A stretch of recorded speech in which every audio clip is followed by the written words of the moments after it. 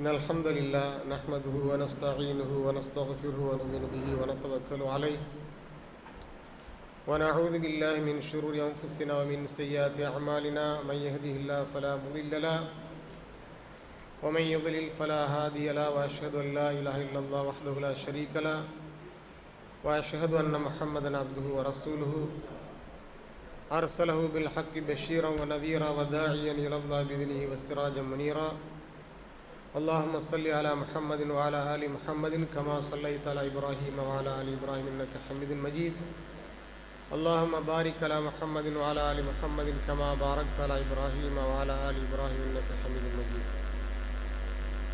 أما بعد فأعوذ بالله من الشيطان الرجيم بسم الله الرحمن الرحيم يا أيها الناس اتقوا ربكم الذي خلقكم من نفس واحدة وخلق منها زوجها وبث منهما رجالا كثيرا ونساء واتقوا الله الذي تساءلون به والأرحام إن الله كان عليكم رقيبا فقال الله عز وجل يا أيها الذين آمنوا اتقوا الله حق تقاته ولا تموتن إلا وأنتم مسلمون وقال في آية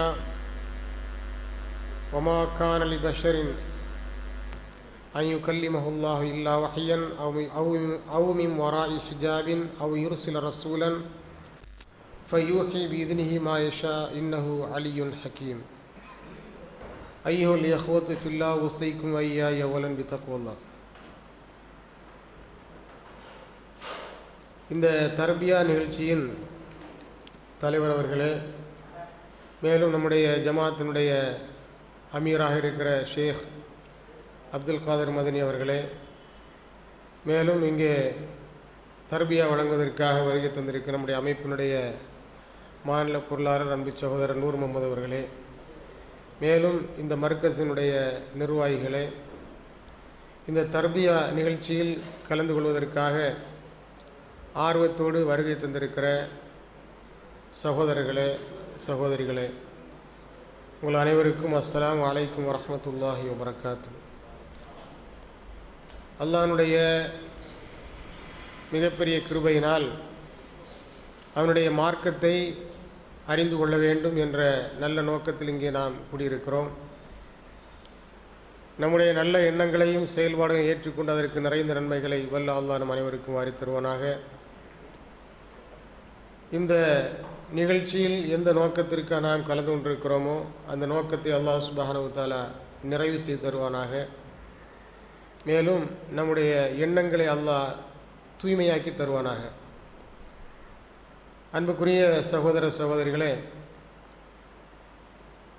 நாம் அன்றாடம் பல்வேறு மார்க்க விளக்க நிகழ்ச்சிகளை பொதுக்கூட்டங்களை நடத்தி கொண்டு வருகிறோம்.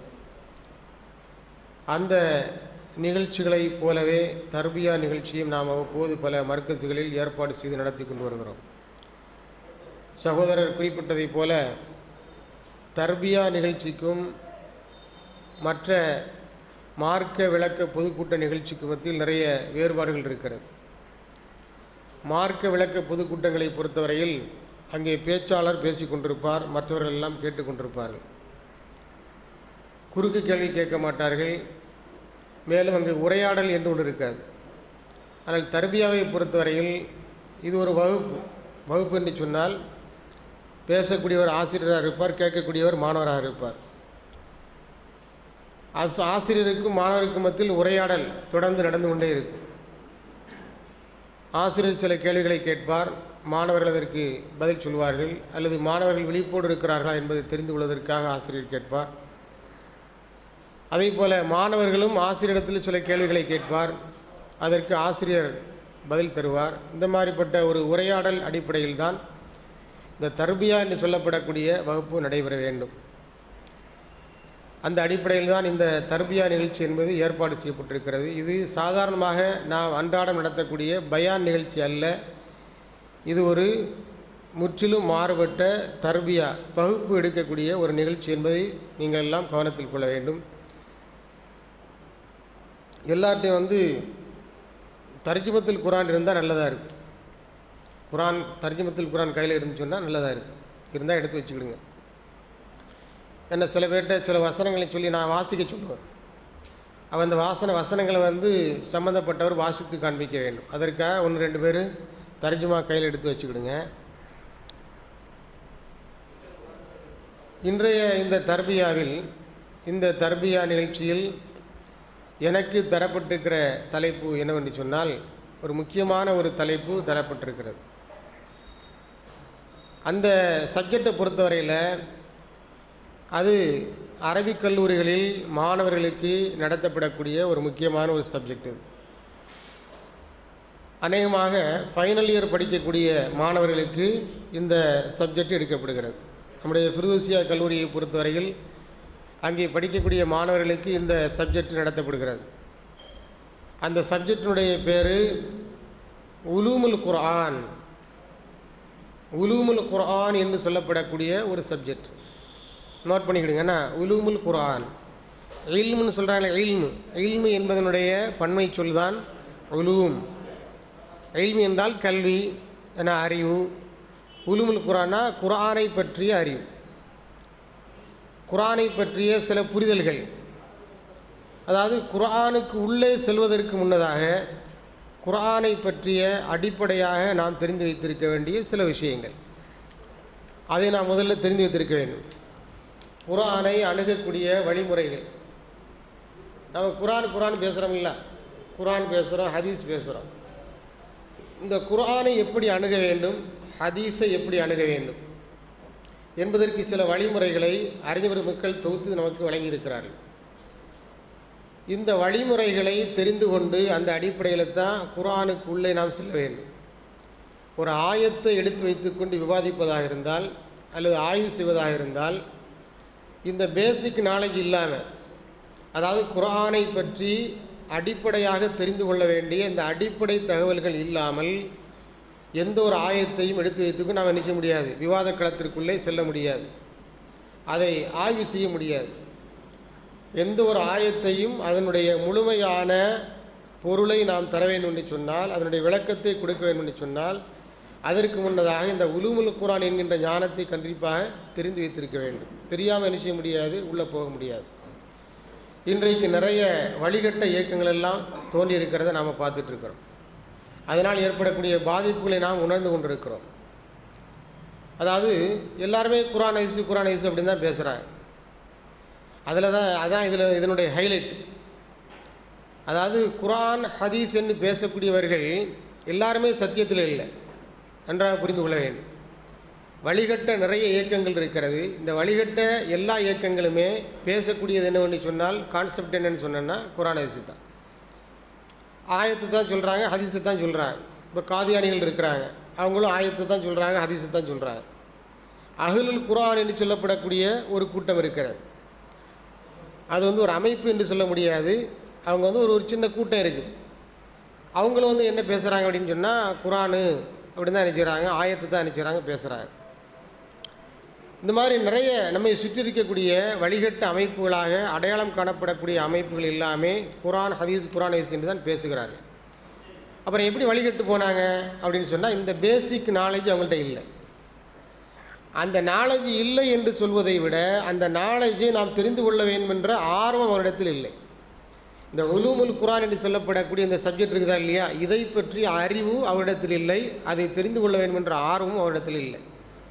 அதனால் ஆயத்தை அவர்கள் இஷ்டத்திற்கு என்ன செய்கிறாங்கன்னா சுய விளக்கம் கொடுக்கக்கூடியவர்களாகவும் ஆயத்தோடு விளையாடக்கூடியவர்களாக இருக்கக்கூடியதை நாம் என்ன செய்கிறோம், பார்த்துட்டு இருக்கிறோம். அப்போ இந்த நிலைமை மாறி நம்ம குர்ஆனை சரியான முறையில் புரிந்து கொள்ள வேண்டும் என்று சொன்னால், ஒரு ஆயத்தை எடுத்து வைத்துக்கொண்டு அதனுடைய சரியான பொருளை சரியான விளக்கத்தை நாம் தெரிந்து கொள்ள வேண்டும் என்று சொன்னால், அதற்கு என்ன தேவை? இந்த உலூமுல் குர்ஆன் என்று சொல்லப்படக்கூடிய அடிப்படையான நாலேஜ் நமக்கு தேவை. அது மாதிரி உலூமுல் ஹதீஸ் என்று ஒன்று இருக்கிறது. உலூமுல் குர்ஆன் என்பது ஒரு சப்ஜெக்ட், உலூமுல் ஹதீஸ் என்று சொல்லப்படக்கூடியது ஒரு சப்ஜெக்ட். ஹதீஸ் வேற, உலூமுல் ஹதீஸ் வேற. குர்ஆன் என்பது வேற, உலூமுல் குர்ஆன் என்பது வேற. இந்த ரெண்டு ஹதீஸு, குர்ஆன் ஹதீஸ், இந்த ரெண்டுக்கு உள்ளே போகிறதுக்கு முன்னால் தெரிந்து கொள்ள வேண்டிய அடிப்படை தகவல்களை கொண்டது தான், அடிப்படை அறிவை கொண்டது தான் இந்த உலூமுல் குர்ஆன் உலூமுல் ஹதீஸ் என்று சொல்லப்படக்கூடிய இந்த சப்ஜெக்ட். இதை நல்லா புரிஞ்சுக்கணும். இது மாணவர்களுக்கு அரபிக் கல்லூரிகளில் நடத்தப்படக்கூடிய முக்கியமான ஒரு பாடத்தலைப்பு. ஃபைனல் இயர் ஸ்டூடெண்ட்ஸுக்கு நாம் ஏன் அதை வச்சுருக்கிறோம் அப்படின்னு சொன்னால் அது கொஞ்சம் டஃப்பான சப்ஜெக்ட் அப்படிங்கிறதுனால அதை தான் இப்போ நம்ம உங்களுக்கு என்ன செய்ய போகிறோம், சொல்ல போகிறோம். அதை கொஞ்சம் எளிமைப்படுத்தி மாணவர்களுக்கு நடத்துகிற மாதிரி, மதரசாவில் படிக்கக்கூடிய மாணவர்களுக்கு நடத்துகிற மாதிரி அவங்களுக்கு சொல்கிற மாதிரி உங்களுக்கு சொல்ல முடியாது. நீங்கள் புரியக்கூடிய விதத்தில் உங்களுக்கு தெரிந்து கொள்ளக்கூடிய அளவுக்கு சில அடிப்படையான விஷயங்கள் நாம் நிச்சயம் இன்ஷா அல்லாஹ் உங்களோட பகிர்ந்து கொள்வோம். அதை நீங்கள் நோட்ஸ் எடுத்துக்கிடுங்க. இந்த குர்ஆன் என்று சொல்லும்போது, இந்த குர்ஆன் என்பது ஒரு வஹி. குர்ஆன் என்பது வஹி, ஹதீஸ் என்பது வஹி. என்று சொன்னால் இரண்டையுமே அல்லாஹ் சுப்ஹானஹு வ தஆலா குர்ஆன்ல நினைச்சாரா வஹி என்று தான் சொல்கிறான். உமா யந்திகு அனில் ஹவா, அவர் மனோ இச்சைப்படி பேசவில்லை. இன் ஹுவ இல்லா வஹியின் யூஹா, அவர் பேசுவதெல்லாம் அவருக்கு அறிவிக்கப்படக்கூடிய வஹியின் அடிப்படையில் தான் பேசுகிறார் என்று நபிகள் நாயகம் ஸல்லல்லாஹு அலைஹி வஸல்லம் அவர்களை பற்றி அல்லாஹ் சுப்ஹானஹு வ தஆலா குர்ஆன்ல நினைச்சாரா சொல்லி காமிக்கிறார். அப்போ அவர்கள் பேசக்கூடிய செய்தி ரசூலுல்லாஹ்வுடைய வாயிலிருந்து வரக்கூடிய மார்க்க சம்பந்தப்பட்ட செய்தி எதுவாக இருந்தாலும் அது என்னதான், வஹி தான். அது குர்ஆனுடைய செய்தியாக இருக்கலாம் அல்லது ஹதீஸினுடைய செய்தியாக இருக்கலாம், ரெண்டுமே என்னதான், வஹி தான். ரெண்டு வஹிக்கு மத்தியில் சில வேறுபாடுகள் இருக்கிறது, அது வேறு விஷயம். இப்போ அதில் ஒரு வஹியை பற்றி நாம் இப்போ என்ன செய்ய போகிறோம், தெரிந்து கொள்ள போகிறோம். குர்ஆன் என்பது வஹியினுடைய ஒரு வகை. குர்ஆனும் வஹி, ஹதீஸும் வஹி. இதை பற்றியே ஒரு ஆழமான புரிதல் நமக்கு தேவைப்படுகிறது. அதில் முதலாவதாக நாம் தெரிந்து கொள்ள வேண்டிய செய்தி என்று சொன்னால், குர்ஆன் என்பது வஹி. வஹி என்று சொன்னால் இறைவனுடைய செய்தி, இறைவனுடைய வாக்கு. இந்த இறைவனுடைய வாக்கைத்தான் நபிகள் நாயகம் ஸல்லல்லாஹு அலைஹி வஸல்லம் பெற்று நமக்கு நினைச்சிருக்கான குர்ஆனை தந்திருக்கிறாங்க. இது ரசூலுல்லாஹ்வுடைய சொந்த வாக்கு அல்ல, சொந்த வார்த்தை அல்ல, சொந்த கருத்தும் அல்ல. அந்த வார்த்தை வாசகம் உட்பட குர்ஆனில் இருக்கக்கூடிய அந்த டெக்ஸ்ட் இருக்கு இல்லையா, அந்த வாசகம், அந்த வாசகம் உட்பட அது யாருடைய வார்த்தை, அது அல்லாஹ்வுடைய வார்த்தை, அல்லாஹ்வுடைய வாசகம். அல்லாஹ் சொல்லி அது ரசூலுல்லாஹ் வழியாக நமக்கு கிடைத்திருக்கிறது. அல்லாஹ் சொல்லக்கூடிய அந்த செய்திக்கு பேர் தான் வஹி என்று நாம் அறிஞ்சு வச்சிருக்கிறோம். இந்த வஹி என்பது அல்லாஹ்விடமிருந்து நபிகள் நாயகம் ஸல்லல்லாஹு அலைஹி வஸல்லம் அவர்களுக்கு எப்படி கிடைக்கிறது, எப்படி கிடைத்தது என்பதை பற்றிய சில அடிப்படையான விஷயங்கள் இருக்கிறது. குர்ஆன் என்பது ஒரு வஹி. வஹி என்பது அல்லாஹ்வுடைய வாக்கு. அந்த அல்லாஹ்வுடைய வாக்கு என்பது ரசூலுல்லாஹ்வுக்கு எப்படி கிடைத்தது, எப்படி வந்தது என்பதை பற்றிய சில அடிப்படையான அறிவுகள் இருக்கிறது, விவரங்கள் இருக்கிறது. இதை பற்றி அல்லாஹ் சுப்ஹானஹு வ தஆலா குர்ஆன்ல சொல்லும்போது, அதாவது அல்லாஹ் எந்த மனிதரிடத்திலும் அந்த மனிதரிடத்தில் வஹியை, தன்னுடைய செய்தியை, தன்னுடைய வாக்கை சொல்வதற்கு 3 விதமான வழிமுறைகளை மேற்கொள்வதாக குர்ஆன்ல நினைச்சார் அல்லாஹ் சுப்ஹானஹு வ தஆலா சொல்லி காண்பிக்கிறார். அது 42வது அத்தியாயத்தில் 51வது வசனமாக இடம்பெறுகிறது. அதை எடுங்க, குர்ஆனில் அதை எடுங்க, தர்ஜுமத்துல் குர்ஆனில் இருந்து அதை எடுங்க. அந்த மைக் எடுத்து கையில் வச்சுக்கிடுங்க. அந்த மைக் எடுத்து ஒரு ஆள் கையில் வச்சுக்கிடுங்க. இந்த இதில் இருக்குல்ல,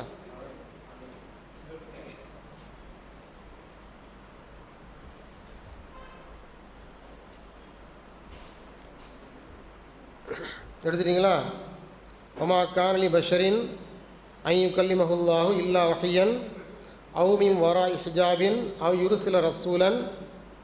வந்திருக்கா?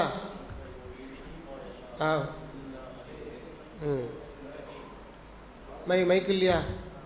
மைக் இருக்கா? அந்த மைக்கு கொடுங்க.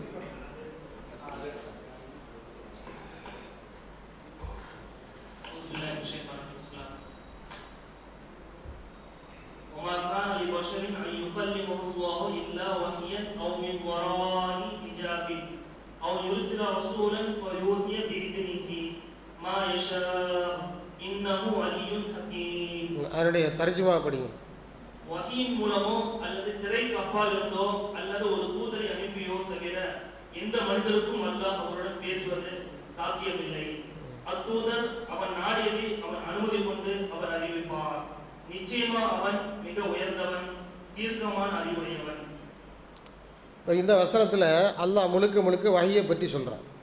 இந்த வஹி என்பது ஒரு மனிதருக்கு எப்படி கிடைக்கிறது, இறைவனிடமிருந்து இறைவனுடைய செய்தி, இறைவனுடைய வாக்கு என்பது இந்த பூமியில் இருக்கக்கூடிய மனிதருக்கு எப்படி கிடைக்கிறது என்பதை பற்றி அல்லாஹ் சொல்கிற பொழுது, வமா கானலி பஷரின் ஐயுகல்லிமல்லாஹ் இல்லா வஹியன்.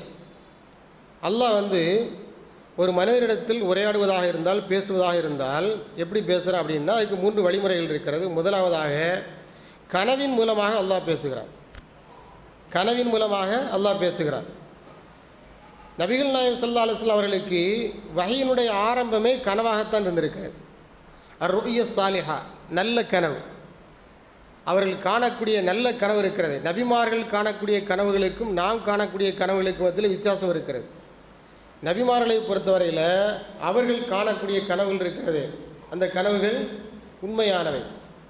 இந்த கனவுக்கு குர்ஆனில் ஏதாவது ஒரு எடுத்துக்காட்டு உங்களால் சொல்ல முடியுமா? நபிமார்கள் கண்ட கனவுக்கு ஏதாவது ஒரு எடுத்துக்காட்ட குர்ஆனில் உங்களால் சொல்ல முடியுமா? இப்ராஹிம் அலைஹிஸ்ஸலாத்து வஸ்ஸலாம் அவர்கள் கண்ட கனவு அப்படிதானா? இன்னி ஆராஃபில் மனாபி அன்னி அதுவகுக்க ஃபன்வர் மாதா தரா, அதாவது தன்னுடைய மகனையே அறுத்து பலியிட வேண்டும் என்று அவங்க கனவுல காண்றாங்க. இது அவங்க நபி அப்படிங்கிற அடிப்படையில் அவங்க கனவு கண்டதுனால இது சாதாரண ஒரு மனிதனுக்கு ஏற்பட்டிருக்குமானால் இது நாம் ஒரு கெட்ட கனவாக நிச்சயம் பார்த்துருப்போம். ஒரு நபிக்கு வந்ததுனால இது எப்படி ஆயிடுச்சு? இது ஒரு நல்ல கனவாக மாறுகிறது. இப்போ அல்லாஹ்னுடைய வஹி என்பது, அல்லாஹ்னுடைய செய்தி என்பது ஒரு நபிக்கு எப்படி வருகிறது என்று சொன்னால், அதாவது பூமியில் இருக்கக்கூடிய இந்த மனிதராக இருக்கக்கூடிய அந்த நபிக்கு எப்படி வருகிறது? முதல்ல கனவின் வழியாக வருகிறது. அன்னை ஆயிஷா ரலியல்லாஹு அன்ஹா அவர்கள் சொல்கிறார்கள், நபிகள் நாயகம் ஸல்லல்லாஹு அலைஹி வஸல்லம் அவர்களுக்கு வஹீயினுடைய ஆரம்பமே இப்படித்தான் இருந்திருக்கிறது, நல்ல கனவாகத்தான் இருந்திருக்கிறது. சாதாரணமாக நாம் காணக்கூடிய கனவுகள் இருக்கிறது, நாமெல்லாம் நபிமார்கள் கிடையாது. ரசூலுல்லாஹ்க்கு முன்னால் யாரும் நபி வர போகிறது கிடையாது. நாமெல்லாம் நபிமார்கள் கிடையாது. ஆனால் நாம் காணக்கூடிய கனவுகள் நல்ல கனவுகள் இருக்கிறது, அது கூட அந்த நபித்துவத்தினுடைய 40ல் ஒரு பங்கு என்று ரசூலுல்லாஹ் நினைச்சிருக்கிறார், சொல்லியிருக்கிறார். நபித்துவத்தினுடைய 40ல் ஒரு பங்கு என்று நல்ல கனவுகளை பற்றி ரசூலுல்லாஹி ஸல்லல்லாஹு அலைஹி வஸல்லம் சொல்லியிருக்கிறார். அப்போ நபிமார்களை பொறுத்தவரையில் அவர்களுக்கு வரக்கூடிய கனவுகள் முழுக்க முழுக்க வஹி, அது இறைவனுடைய உணர்வு, இறைவனுடைய செய்தி, இறைவனுடைய வாக்கு என்பதை நாம் முதல்ல புரிந்து கொள்ள வேண்டும். அந்த ஆயிஷா சொல்கிறாங்க, ரசூலுல்லாஹ்வுக்கு முதல்ல வஹி என்பது கனவாகத்தான் இருந்திருக்கிறது. அது எப்படி பொழுது புலர்வதை போல கனவு காணுவாங்களாம். பொழுது அந்த கனவு எப்படி வரும் அப்படின்னு சொன்னால், பொழுது புலர்றது மாதிரி அவங்களுக்கு கனவு வரும். அப்போ ரசூலுல்லாஹ்வுக்கும் அல்லாஹ்வுக்கும் மத்தியில் உள்ள தொடர்பு எதன் மூலமாக ஆரம்பமாக இருக்கிறது? இந்த நல்ல கனவுகளின் மூலமாக தொடங்கி இருக்கிறது. இதைத்தான் அல்லாஹ் சுப்ஹானஹு வ தஆலா வஹீயினுடைய முதல் வகையாக இந்த வசனத்தில் குறிப்பிடுறான். வமா கானலி பஷரின் ஐயுகல்லிமஹுல்லாஹு இல்லா வஹியன். அல்லாஹ் ஒரு மனிதனிடத்தில் பேசுவதாக இருந்தால் எப்படி பேசுகிறான்? வஹியின் மூலமாக பேசுகிறான். அதாவது வித்தவுட் சப்போர்ட், எந்த சப்போர்ட்டும் இல்லாமல் நினைச்சுக்கிறான், கனவின் மூலமாக டைரக்டாக நினைச்சுக்கிறான், அல்லாஹ் பேசுகிறான். இது ஒரு வகை. அவுமிம் வராஇ ஹிஜாப், ரெண்டாவது வகை. அவுமிம் வராஇ ஹிஜாப், அதாவது திரைக்கு பின்னிருந்து அல்லாஹ் பேசுகிறான். திரைக்கு பின்னிருந்து அல்லாஹ் பேசுகிறான். இது வித்தவுட் சப்போர்ட் தான், சப்போர்ட் இல்லாமல் பேசுறது, திரைக்கு பின்னால் இருந்து பேசுறது. கனவின் மூலமாக பேசுவதும் சப்போர்ட் இல்லாமல் பேசுறது தான், திரைக்கு பின்னிருந்து பேசுகிறதும் சப்போர்ட் இல்லாமல் பேசுகிறது தான். என்ன, ரெண்டுமே வகை தான். அதுக்கு சில எடுத்துக்காட்டுகளை சொல்லலாம். திரைக்கு பின்னிருந்து, அதாவது அல்லாஹ்வை பார்க்க முடியாமலேயே அல்லாஹ்னுடைய பேச்சை மட்டுமே கேட்கறது. இதுக்கு ஒரு உதாரணம் சொல்ல முடியுமா உங்களுக்கு? மூசா நபி, அதை பற்றி குர்ஆனில் வருது. கல்லமல்லாஹு மூசா தக்லீமா. மூசா நபிக்கு ஒரு பட்ட பேர் இருக்குது. என்ன பட்ட பேர்? கலீமுல்லா, அப்படிதானே? மூசா நபிக்கு கலீமுல்லா அப்படிங்கிற ஒரு பேர். தில்க ரசூல் ஃபல்லல்லா பாதும் அலா பால் வமின்ஹும் மன் கல்லமல்லாஹு அப்படின்னு அல்லாஹ்வே குர்ஆன்ல என்ன சொல்லி காமிக்கிறான். ரசூல்மார்களில் சிலரை விட அந்தஸ்தில்லாம் மேம்படுத்தி வைத்திருக்கிறோம். அவர்களில் சில நபிமார்கள் உண்டு, அவர்களோடு அல்லாஹ் அணிஞ்சிருக்கிறான், பேசியிருக்கிறான், உரையாடல் நடத்தியிருக்கிறான். அவ்வாறு அடிக்கடி அதிகமாக அல்லாஹ் உரையாடிய நபிமார்கள் ஒருத்தர் தான் யாரு? மூசா அலைஹிஸ்ஸலாத்து வஸ்ஸலாம் அவர்கள். அதனால அவர்களுக்கு எப்படிப்பட்ட பட்ட பேர் வந்திருக்கிறது? அடைமொழி கலீமுல்லா.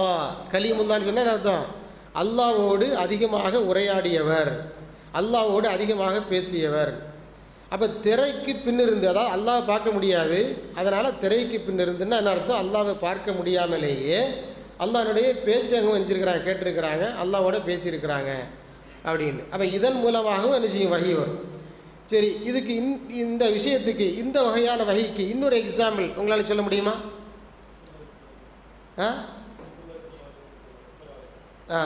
ரசூலுல்லாஹ் வந்து மியராஜ் போயிருக்கு அப்படிதானே, விண்ணுல பயணம் மேற்கொண்டிருக்கின்ற சமயத்தில் இந்த தொழுகை எங்களுக்கு கடமையாக்கப்படுதா இல்லையா? தொழுகை கடமையாக்கப்படுது. இப்போ நம்ம எத்தனை நேரம் தொழுதுட்டு இருக்கிறோம்? 5 நேரம். முதல்ல உங்களுக்கு எத்தனை நேரம் கடமையாக்கப்பட்டது? 50 நேரம் கடமையாக்கப்பட்டது. நல்ல வேலை 5ஓடு முடிஞ்சுது. 50 நேரம் இருந்தால் என்ன ஆயிருங்க? நம்ம ரசூலுல்லாஹ் வந்து நம்முடைய மூசா நபி சொல்ல போய் தான் திரும்ப ரசூலுல்லாஹ் நினைக்கிறாங்க, போய் அல்லாட்ட திரும்ப திரும்ப நினைக்கிறாங்க, அந்த கோரிக்கையை மாற்றி மாற்றி வச்சு கடைசியில் 50 வந்து 5ஆ சுருக்கப்பட்டிருக்கிறது, குறைக்கப்பட்டிருக்கிறது. ஆமாம் ஆமாம் ஆமாம், நன்மைகள் அப்படி தான் இருக்குது, எண்ணிக்கை சுருக்கப்பட்டிருக்கிறது. இதுவும் நமக்கு ஒரு சலுகை தான். இது நமக்கு இந்த உம்மத்தின் மீது அல்லாஹ் சுப்ஹானஹு வ தஆலா கொண்டிருக்கக்கூடிய ரஹமத்தினுடைய வெளிப்பாடு, ஒரு சலுகை.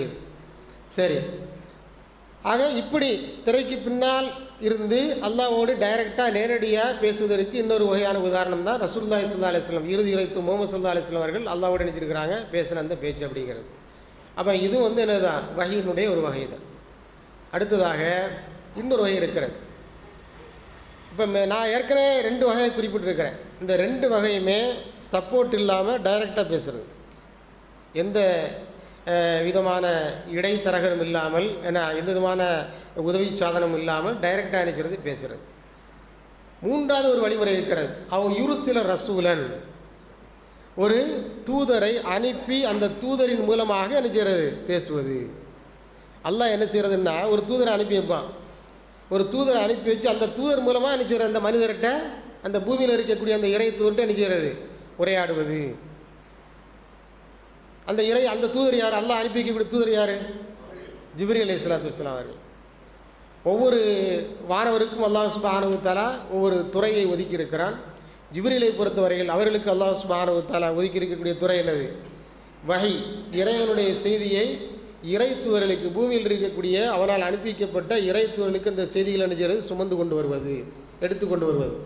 இந்த செய்தியை, இந்த பணியை வந்து யார் செய்துட்டு இருந்தா? ஜிப்ரீல் அலைஹிஸ்ஸலாத்து வஸ்ஸலாம் அவர்கள் செய்து கொண்டிருந்தார்கள். அப்போ அவங்க வருவாங்க. அவங்க வந்து அல்லாஹ்னுடைய அந்த கட்டளை என்ன செய்வாங்க? யார்கிட்ட கொண்டு சேர்ப்பாங்க? ரசூல்கிட்ட கொண்டு சேர்ப்பாங்க. அதாவது இந்த குர்ஆனுடைய வசனங்கள் இருக்குதா இல்லையா?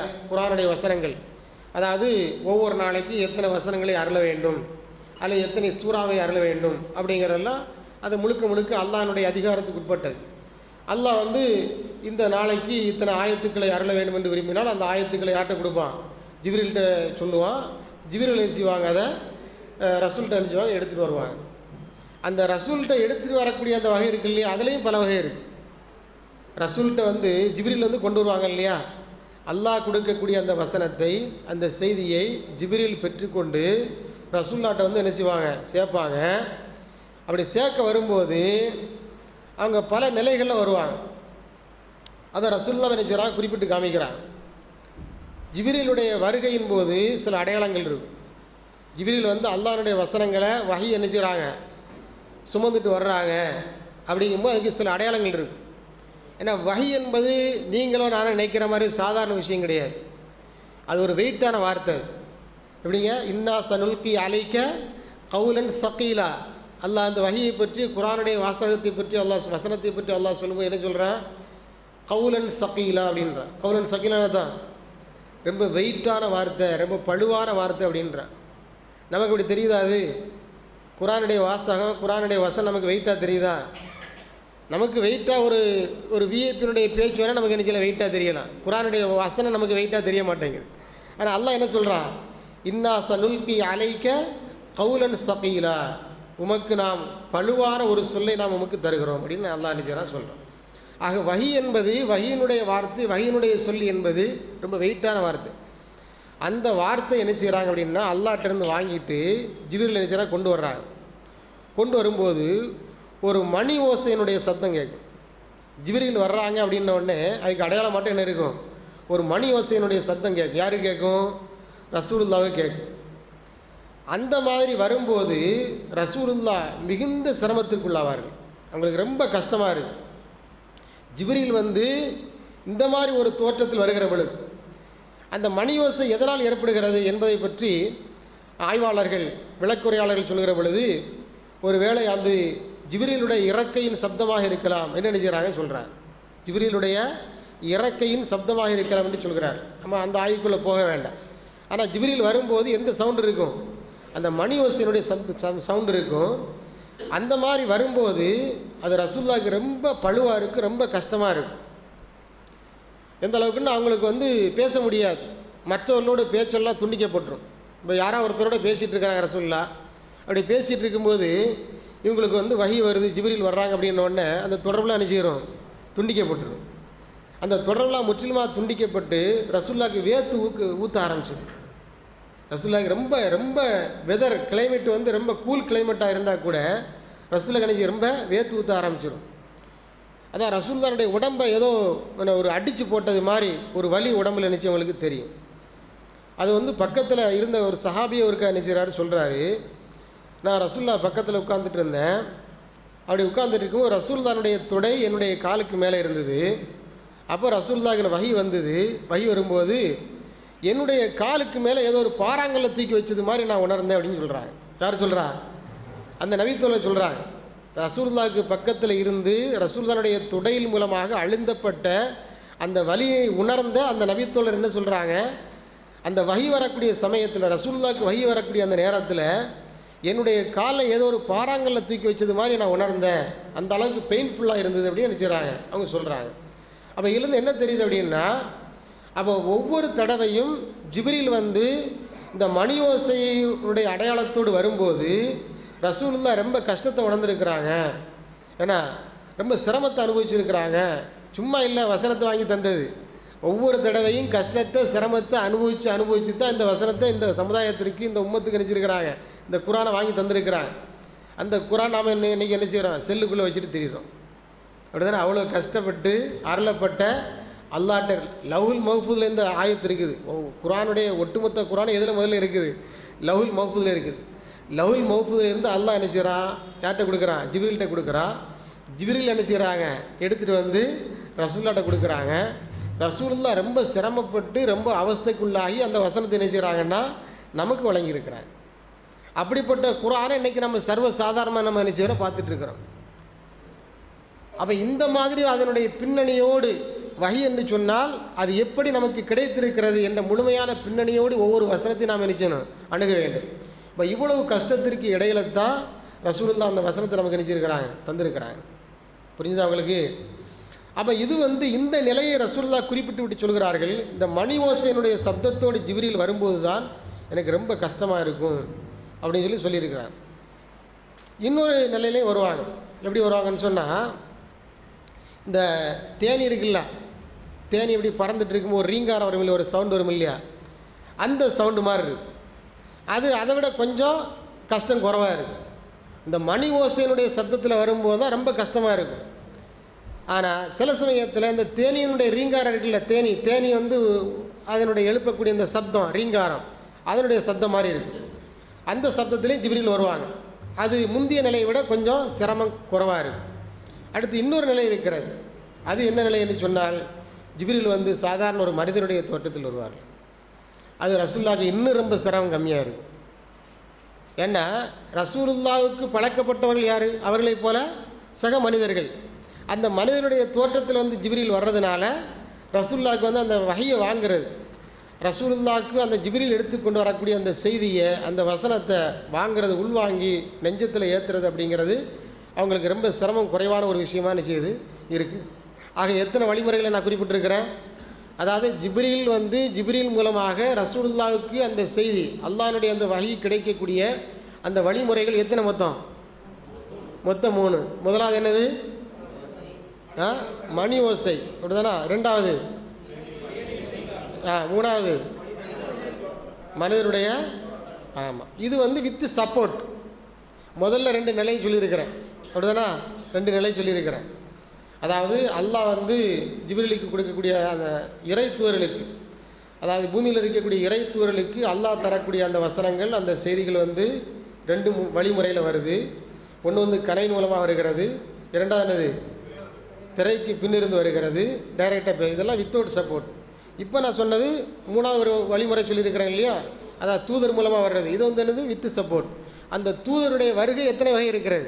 3 வகை இருக்கிறது. அப்போ புரிஞ்சுக்கிட்டீங்களா?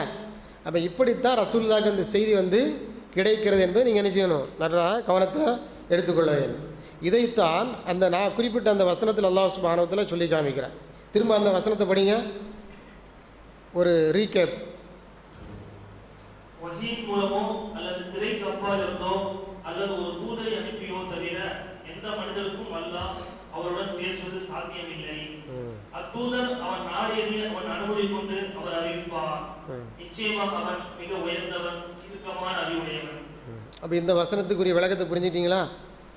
அப்போ இதெல்லாம் வந்து இந்த உலுமுல் குர்ஆனோடு சம்மந்தப்பட்ட விஷயம். பேசிக்காக நீங்கள் தெரியக்கூடிய விஷயம் இதுதான். இப்போ உலுமுல் குர்ஆன் அப்படின்ட்டு அந்த சப்ஜெக்டில் நாம் போகும்போது, இப்போ உலுமுல் குர்ஆன் சம்மந்தமாக இந்த சப்ஜெக்ட் சம்மந்தமாக நிறைய அறிஞர்கள் நிறைய புத்தகங்கள் எழுதியிருக்கிறாங்க. எந்த புத்தகத்தை புரட்டினாலும் முதல்ல எதை பற்றி தான் பேசுவாங்க? இப்போ நான் பேசினேன்ல, இந்த வஹியை பற்றி தான் பேசுவாங்க முதல்ல. ஏன்னா வஹின்னா என்ன அப்படிங்கிறது நிச்சயம் தெரியணும். எப்படி இந்த குர்ஆன் நமக்கு வந்து ரிசீவ் பண்ணப்பட்டிருக்குது, எப்படி கிடைச்சிருக்குது அப்படிங்கிற நம்ம நினைச்சணும், அதனுடைய ஹிஸ்ட்ரியை முதல்ல தெரியணும். அதனால் அதை முதல்ல தெரிஞ்சுக்கணும். சரி, ரெண்டாவது, இப்போ இது முதல் விஷயம் நம்ம எதை பற்றி தெரிஞ்சுக்கிட்டோம் அப்படின்னு சொன்னால் வஹியை பற்றி நம்ம தெரிஞ்சிருக்கிறோம். இந்த குர்ஆன் வந்து எப்படி அல்லாஹ்ட்ட இருந்து இந்த ரசூலுக்கு வந்து கிடைக்குது, அதாவது பூமியில் இருக்கக்கூடிய இந்த இறைத்துவருக்கு எப்படி வந்து கிடைக்குது அப்படிங்கிறத தெரிஞ்சுக்கிட்டோம். இரண்டாவதாக நாம் தெரிந்து கொள்ள வேண்டிய விஷயம் என்னன்னு சொன்னால், இந்த குர்ஆன் அருளப்பட்ட விதம். இந்த குர்ஆன் அருளப்பட்ட விதம், இந்த குர்ஆன் எப்படி அருளப்பட்டது? நான் கேட்கக்கூடிய இந்த கொஸ்டின் புரியுதா உங்களுக்கு? இந்த கேள்வி புரியுதா?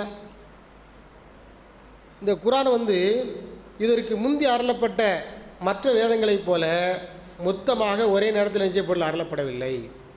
இது நிச்சயப்பட்டிருக்கிறது சிறுக சிறுக கொஞ்சம் கொஞ்சமாக அருளப்பட்டிருக்கிறது அப்படிங்கிறத நீங்கள் புரிஞ்சுக்கணும். இப்போ 23 வருஷமாட்டு ரசூலுல்லாஹ் நினைச்சு அந்த குர்ஆன் வந்து சிறுக சிறுக அருளப்பட்டிருக்கு. அதாவது தேவைக்கு ஏற்ப, நிகழ்வுகளுக்கு ஏற்ப, சந்தர்ப்பத்திற்கு ஏற்ப என்ன அல்லாஹ் சுப்ஹானஹு வ தஆலா அந்த வசனங்களை நினைச்சிருக்கிறான். அனுப்பி முழு குர்ஆன் முடிவதற்கு எத்தனை வருஷம் இருக்குது? 23 வருஷம் எடுத்துக்கொண்டிருக்கிறது. ஆனால் அதற்கு முன்னாலே அருளப்பட்ட வேதங்களை பொறுத்தவரையில் அந்த மாதிரிலாம் நிச்சயப்படல, அருளப்படவில்லை. அதுக்கு முன்னால் அருளப்பட்ட வேதங்களை பொறுத்தவரையில் மொத்தத்தில் நினைக்கப்பட்டிருக்கு, ஒரே டைமில் அருளப்பட்டிருக்கிறது.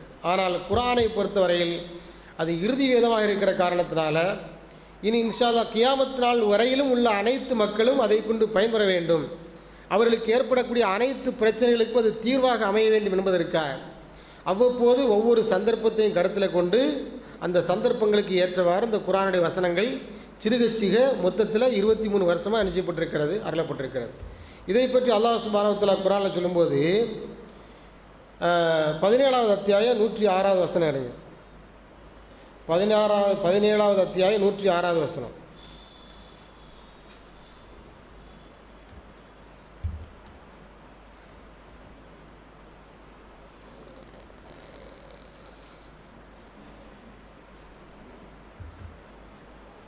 எடுத்துட்டீங்களா? அதை படிங்க. ஒரே ஆள் தான் படிக்கணுங்கிறது இல்லை, யாரும் மாற்றி மாற்றி படிக்கலாம். படிங்க.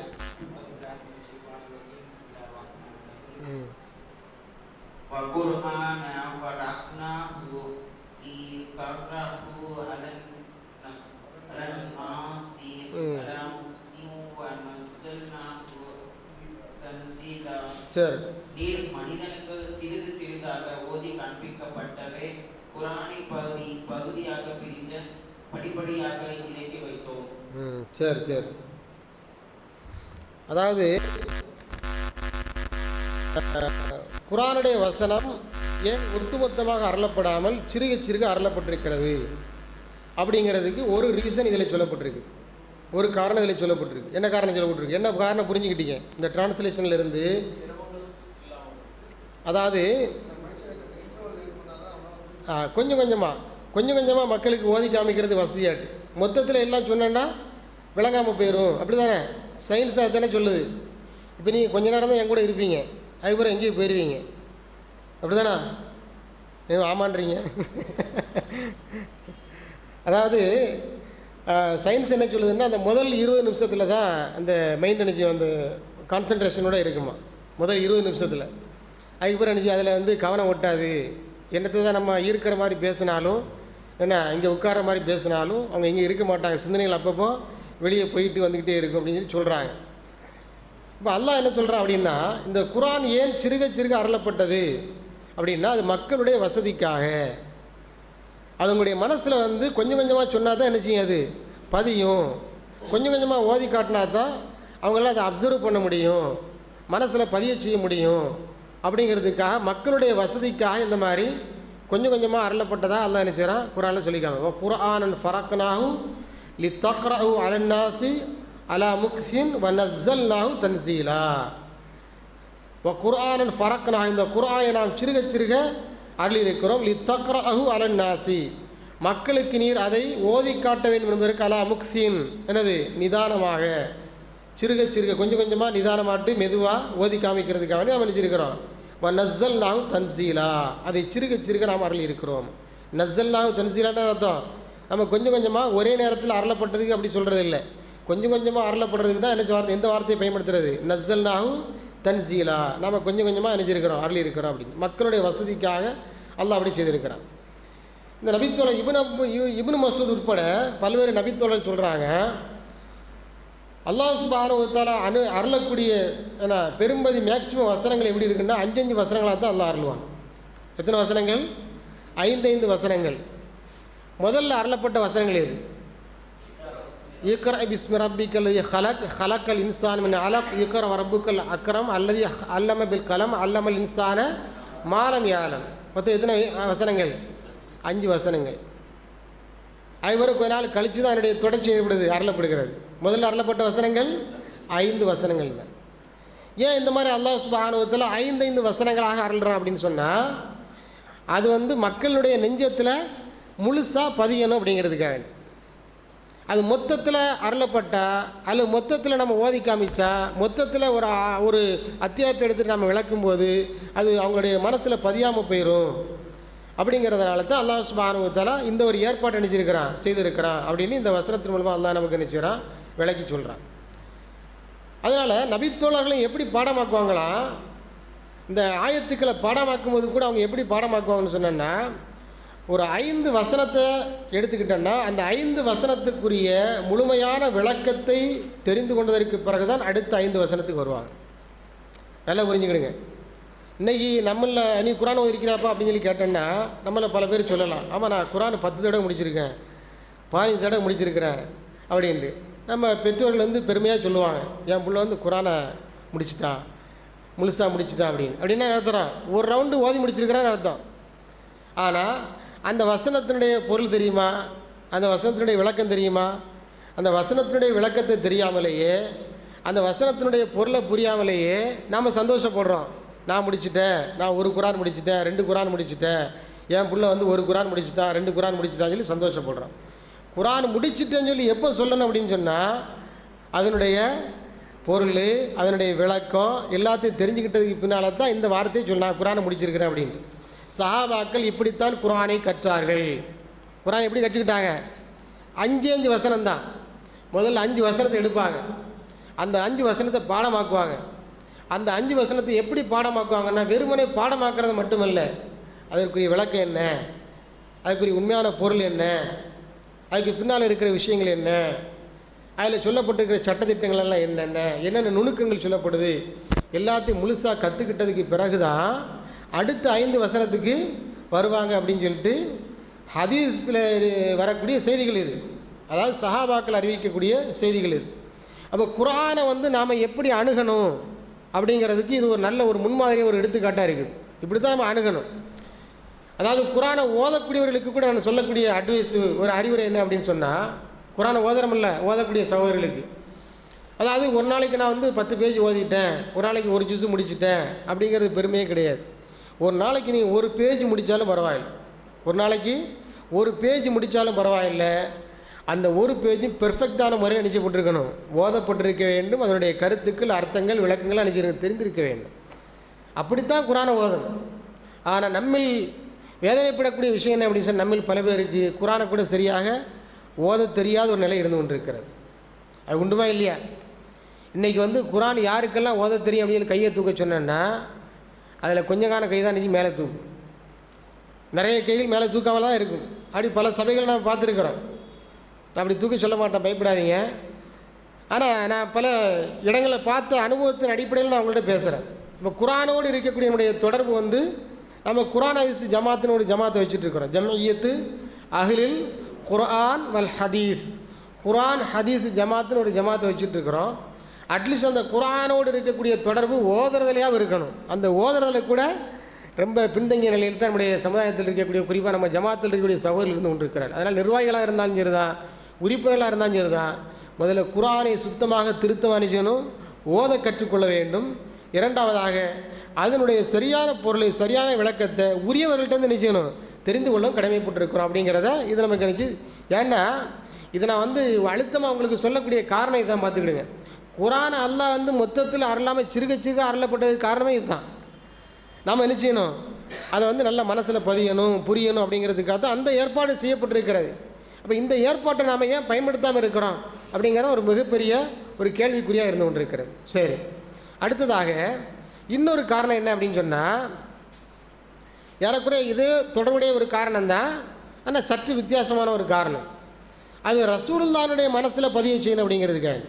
எப்படிங்க, ரசூலுல்லாஹ்வுடைய மனசில் அதை பதிய செய்யணும் அப்படிங்கிறதுக்காக வேண்டியும் அல்லாஹ் சுப்ஹானஹு வ தஆலா நினைச்சிருக்கிறான், சிறுக சிறுக அந்த மாதிரி நினைச்சிருக்கிறான், அருளி இருக்கிறான். அதை பற்றி அல்லாஹ் குர்ஆனில் சொல்லும்போது 25:32 அந்த வசனத்தை எடுங்க, ஓதுங்க. அதை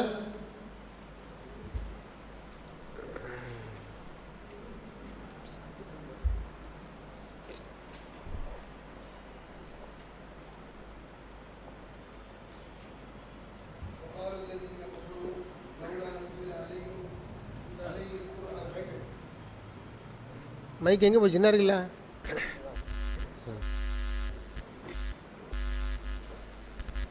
قال الذين كفروا لولا نزل عليه القرآن جملة واحدة كذلك لنثبت به فهداك ورتلناه ترتيلا. சரி சரி. அதாவது இந்த வசனத்தில் அல்லாஹ் ஒரு கேள்வி கேட்டு ஒரு பதிலையும் சொல்கிறான். இந்த காஃபிர்கள் இருக்கிறாங்க இல்லையா, இந்த காஃபிர்கள்ட்ட வந்து ரசூலுல்லாஹ் வசனங்களை ஓதி காமிக்கும் போது அவங்களுடைய ரிசாலத்தையும் அந்த குர்ஆனுடைய ஆயத்துக்களை ஏற்கிறதுக்கு அவங்க மறுத்தாங்க. மறுத்ததுக்கு பல காரணங்கள் சொன்னாங்க.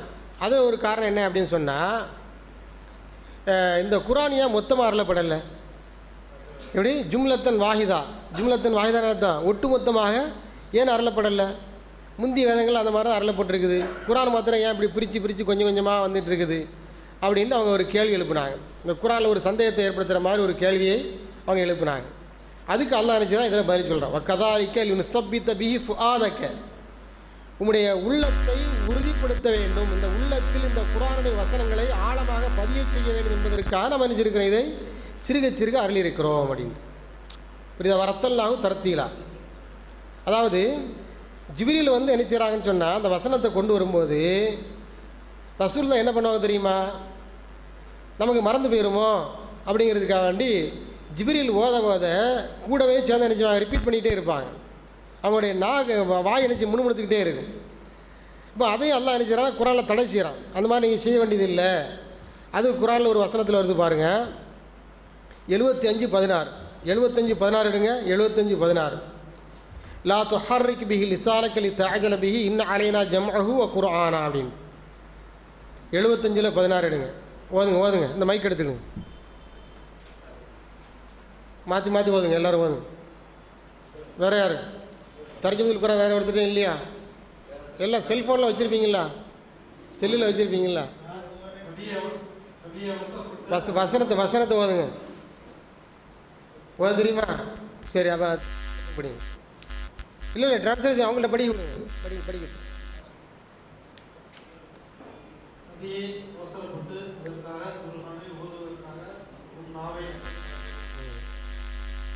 சரி, இதில் என்ன சொல்கிறாங்களா அப்படின்னா, ரசூலுல்லாஹ் அவசரப்பட்டு செய்த ஒரு செயலை அப்படி செய்ய வேண்டிய தேவையில்லை அப்படின்னு அல்லாஹ் நினைச்சா தடை செய்கிறான். ஜிப்ரீல் வந்து என்ன செய்வாங்கன்னா, அல்லாஹ்ட்ட வந்து வாங்கிட்டு வந்த வசனத்தை ரசூலுல்லாஹ்ட்ட ஓதி காமிச்சிட்டு இருப்பாங்க. அப்படி ஓதி காமிச்சிட்டு இருக்கும்போது இங்கே ரசூலுல்லாஹ் என்ன செய்வாங்கன்னா, அதுக்கு பின்னாலே என்ன செய்வாங்க, உதாரணமாக அல்ஹம்துலில்லாஹி ரப்பில் ஆலமீன் சொல்லி முடிக்கிறதுக்குள்ளே ரசூலுல்லாஹ் திரும்ப அல்ஹம்துலில்லாஹி ரப்பில் ஆலமீன் சொல்லுவாங்க, முணுமுணுத்துக்கிட்டே இருப்பாங்க. அப்போ அல்லாஹ் இதை தடை செய்கிறான். ஏன்னா லா துஹர்ரிக் பிஹி லிசானக லிதஅஜல பிஹி, அவசரப்பட்டு அதை மனசில் உள்வாங்கணும், பதிய செய்யணும் அப்படிங்கிறதுக்காக நீங்கள் நினைச்ச வேண்டியதில்லை. இந்த மாதிரி நாக்கை போட்டு அசைக்க வேண்டிய அவசியம் கிடையாது. இன்னும் ஆலையனா ஜம்அஹு குர்ஆனா, நாம் என்ன செய்வோம், அதை உம்முடைய நெஞ்சத்தில் பதிய செய்யக்கூடிய கடமை, அதை மறந்து விட்டால் அதை ஓதி காட்டக்கூடிய கடமை, பொறுப்பு நம்முடையது அப்படின்னு சொல்லி அல்லாஹ் நினைச்சா பொறுப்பெடுத்துக்கிட்டான். புரியுதா உங்களுக்கு? மனசில் ரசூலுல்லாஹ்வுடைய மனசில் பதிய செய்யக்கூடிய பொறுப்பை யார் எடுத்துக்கிட்டா? அல்லாஹ் எடுத்துக்கிட்டான். இப்போ நம்மெல்லாம் ஹாஃபிலாக அப்படின்னு சொன்னால் உட்கார்ந்து என்ன செய்யணும், நம்ம வந்து குர்ஆனை மனப்பாடம் செய்த ஒரு ஹாஃபிலாக மாற வேண்டும் என்று சொன்னால் என்ன செய்யணும், உட்கார்ந்து டெய்லி ஓதிக்கிட்டே இருக்கணும். டெய்லி ஒரு 10 வசனம் 15 வசனம் சொல்லி எடுத்து வச்சு அதை ஓதி ஓதி முயற்சி பண்ணி என்ன செய்யணும், மனசுக்குள்ளே வச்சுக்கிட்டே இருந்தால் தான் என்ன செய்யணும், ஒரு ஹாஃபில் ஆக முடியும். ஆனால் ரசூலுல்லாஹ்க்கு அந்த பிரச்சனையும் கிடையாது. டோன்ட் வரி அப்படின்ட்டா அல்லாஹ், நீ கவலையே படாத, உன்னை ஹாஃபில் ஆக வேண்டிய பொறுப்பு நம்முடையது. உலகத்திலே முதல் ஹாஃபில் யாரு? ஹாஃபில் குர்ஆன். குர்ஆனை மனப்பாடம் செய்த முதல் ஹாஃபில் யாரு? ஸல்லல்லாஹு அலைஹி வஸல்லம் அவர்கள். அவங்கள ஹாஃபில் ஆக்கினது யாரு? அல்லாஹ் அவங்கள ஹாஃபில் ஆக்கின. அல்லாஹ்வுடைய மதரசாவில் படித்து ஜிப்ரீலை டீச்சராக வச்சு அல்லாஹ் அவங்கள நினைச்சிருக்கிறான், ஹாஃபில் ஆக்கியிருக்கிறான். அல்லாஹ் அவங்கள ஹாஃபில் ஆக்கியிருக்கிறான். அந்த பாக்கி நமக்கெல்லாம் இல்லை. நாம் எனக்கு உட்காந்து ரிஸ்க் எடுக்கணும், முயற்சி பண்ணணும். மெமரி பவரில் கொஞ்சம் வித்தியாசம் வரலாம், இந்த கெப்பாசிட்டியில், அது வேறு விஷயம். ஆனால் யாராக இருந்தால் நம்ம உட்காந்து ட்ரைனிங் எடுத்தால் தான் மனப்பாடம் பண்ண முடியும். சரி, அப்போ அல்லாஹ் அவங்களுக்கு அவனிச்சுட்டான், உத்தரவாதம் கொடுத்துட்டான். அப்படி உத்தரவாதம் அளிக்கப்பட்ட நிலையிலும் கூட நல்லா கவனிக்க நீங்கள், அதாவது அந்த குர்ஆனை உடைய நெஞ்சத்தில் பதிய செய்யக்கூடிய பொறுப்பு நம்முடையது, அந்த வேலையை நான் பார்க்குறேன் அப்படின்னு சொல்லி அல்லாஹ் பொறுப்பேற்றுக் கொண்டதற்கு பிறகு கூட கொஞ்சம் கொஞ்சமாக தான் நினைச்சிருக்கிறான், அருள் இருக்கிறான். அதான் இதில் கவனிக்க வேண்டிய விஷயம். இப்போ அல்லாஹ் நினைச்சேன்னா மொத்தத்தில் அருளிட்டு மொத்தத்தில் என்ன செய்ய முடியும், ரசூலுல்லாஹ்வுடைய மனசில் அதை எல்லாத்தையும் என்ன செய்ய முடியும், ஸ்டோர் பண்ணி வச்சிருக்க முடியும். ஆனால் அந்த வழிமுறை அல்லாஹ் மேற்கொள்ளலை. ஏன்னு சொன்னால் அதில் 2 பேருக்கும் லாபம் இருக்கணும். யாருக்கு? ரசூலுல்லாஹ்வுக்கு நன்மை இருக்கணும், அந்த பொதுமக்களுக்கு நன்மை இருக்கணும். அதனால் என்ன பண்ணுறான் அல்லாஹ் அப்படின்னா அது கொஞ்சம் கொஞ்சமாக அனுப்பிச்சான், அருளுகிறான். அப்போ முதல்ல மக்களுடைய வசதி, 2 ரசூலுல்லாஹ்வுடைய மனசில் அது வந்து பதிய செய்யணும் அப்படிங்கிறதுக்காண்டி இப்படிப்பட்ட ஒரு வழிமுறை அல்லாஹ் அனுப்பிச்சான், மேற்கொள்கிறான். அதை பற்றித்தான் இந்த வசனம் பேசுகிறது. இந்த குஃபார்கள் கேட்கிறார்கள், ஏன் ஒட்டுமொத்தமாக குர்ஆன் அவருக்கு ஒரே நேரத்தில் அருளப்பட்டிருக்கக்கூடாது? அப்போ அல்லாஹ் இங்கே பதில் சொல்கிறான், வக்கதாலிக்கல் நுஸபித்தி ஃபுஆதக என்ன வரத்தல்லாவும் தரத்தியலா, உங்களுடைய உள்ளத்தில் அதை பதிய செய்வதற்காக தான் நம்ம நினைச்சிருக்கிறோம், சிறுக அருள் இருக்கிறோம் அப்படின்றான். புரிஞ்சுதா உங்களுக்கு? இதோட 2வது விஷயம் முடிஞ்சிருக்கு. முதல் விஷயம் என்ன படித்தோம்? முதல் விஷயம் என்னது? இன்னைக்கு உலுமுல் குர்ஆன் சப்ஜெக்டில் படித்த முதல் விஷயம் என்னது? வஹியை பற்றி படித்தோம். அது ஞாபகத்தில் இருக்கா? சரி, அடுத்து என்ன விஷயம் படிச்சிருக்கிறோம்? குர்ஆன் வந்து எப்படி அருளப்பட்டது? கொஞ்சம் கொஞ்சமாக அருளப்பட்டதா அல்லது மொத்தமாக அருளப்பட்டதா? கொஞ்சம் கொஞ்சமாக தான் அருளப்பட்டது. ஏன் அப்படி கொஞ்சம் கொஞ்சமாக அருளப்பட்டது அப்படிங்கிறதுக்கு முக்கியமான ஒரு 2 ரீசன் சொல்லியிருக்கிறேன். இன்னும் பல காரணங்கள் இருக்குது, அதெல்லாம் இன்ஷா அல்லாஹ் தெரியும்னு சொன்னால் நீ மதரசாவுக்கு போய் தான் உட்காந்து நினைச்சணும், இன்ஷா அல்லாஹ் படிக்கணும். இவ்வளோ நேரத்தில் குறுகிய நேரத்தில் எல்லா விஷயத்தையும் நினைக்க முடியாது. ஷார்ட்டாக தான் உங்களுக்கு நினைச்சிடறேன்னா சொல்லிக்கிட்டே வர்றேன். அடுத்தது நாம் தெரிய வேண்டிய விஷயம் அப்படின்னா, இந்த மாதிரி கொஞ்சம் கொஞ்சமாக 23 வருஷ காலமாக அருளப்பட்ட அந்த வசனங்கள் இன்றைக்கு ஒட்டுமொத்த குர்ஆனா நமக்கு நினைக்கப்பட்டிருக்கு, வந்து கிடைத்திருக்கிறது. அப்படிதானா? கொஞ்சம் கொஞ்சமாக காலத்தினுடைய தேவை கருதி, பிரச்சனைகளுக்கு ஏற்ப, சந்தர்ப்ப சூழ்நிலைகளுக்கு ஏற்ப அருளப்பட்ட அந்த வசனங்கள் இன்றைக்கு நம்மகிட்ட எப்படி இருக்குது? அப்படியா இருக்குது? செதறியே கிடக்குது? அப்படி இல்லை. எப்படி இருக்குது? ஒட்டுமொத்த ஒரு தொகுப்பாக இருக்கிறது. அது என்னதுக்கு? இந்த செல்லிலேயே அந்த குர்ஆன் இருக்குது. குர்ஆன் சாஃப்ட்வேரே நிறைய இருக்கிறது. ஆப்ஸ் இருந்து நிறைய ஆப்ஸ் இருக்குல்ல, அப்ளிகேஷன்ஸ் நிறைய இருக்கிறது. அப்போ இந்த அளவிற்கு நாம் ஒரு பெரிய ஒரு விஞ்ஞான வசதியில் ஒரு வளர்ச்சி நிறைந்த காலத்தில் உட்கார்ந்துட்டு இருக்கிறோம். சரி, இந்த குர்ஆன் முழுமையாக எப்படி தொகுக்கப்பட்டது அப்படிங்கிறதுனுடைய வரலாறு நம்ம என்ன தெரிய வேண்டும். இன்னைக்கு இருக்கிற இந்த மொத்த குர்ஆன் இருக்கு இல்லையா, இந்த தொகுக்கப்பட்ட ஒருங்கிணைக்கப்பட்ட தொகுக்கப்பட்ட இந்த முழுமையான குர்ஆன் நமக்கு எப்படி கிடைத்தது, அதற்கு பின்னால் உள்ள வரலாறு என்ன அப்படிங்கிறத நம்ம என்ன செய்யணும், தெரிந்து கொள்ள வேண்டும். அதாவது குர்ஆன் தொகுக்கப்பட்ட வரலாறு, குர்ஆன் தொகுக்கப்பட்ட வரலாறு. இது வந்து நாம் படிக்கக்கூடிய எத்தனாவது விஷயம்? 3வது விஷயம். ரசூலுல்லாஹ்வுக்கு வந்து ஏதாவது வசனங்கள் அருளப்படும் போது அந்த வசனங்களை வந்து அவங்க மட்டுமே மனசுக்குள்ளே வச்சுருக்க மாட்டாங்க. உடனே யார்கிட்ட சொல்லிடுவாங்க? சஹாபாக்கள்கிட்ட சொல்லிடுவாங்க. அந்த வசனங்களை வந்து அவங்களுக்கு கொண்டு போயிடுவாங்க, ரீச் பண்ணிடுவாங்க. உடனே சஹாபாக்களுக்கு நினைச்சுவாங்க, ஓதி காமிச்சிருவாங்க. ஏன்னா அதுதான் இறைத்தூருடைய வேலை.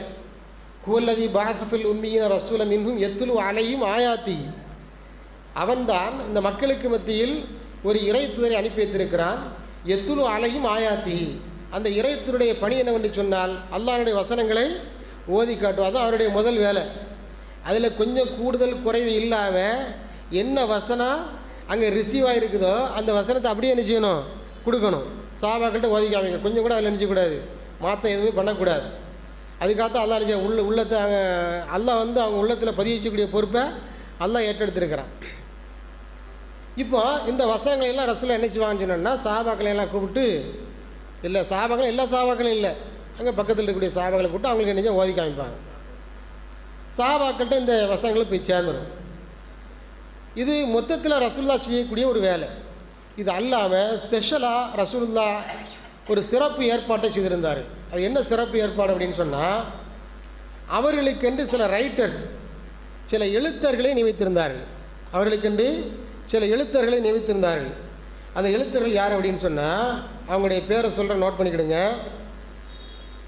ஸெய்த் இப்னு சாபித், அப்துல்லா இப்னு மஸ்ஊத், ஸெய்த் இப்னு சாபித், அப்துல்லா இப்னு மஸ்ஊத், முஆத் இப்னு ஜபல், அப்துல்லா இப்னு மஸ்ஊத், முஆத் இப்னு ஜபல், உபய் இப்னு கஅப், உபய் இப்னு கஅப், அலி இப்னு அபி தாலிப், உபய் பின் கஅப்,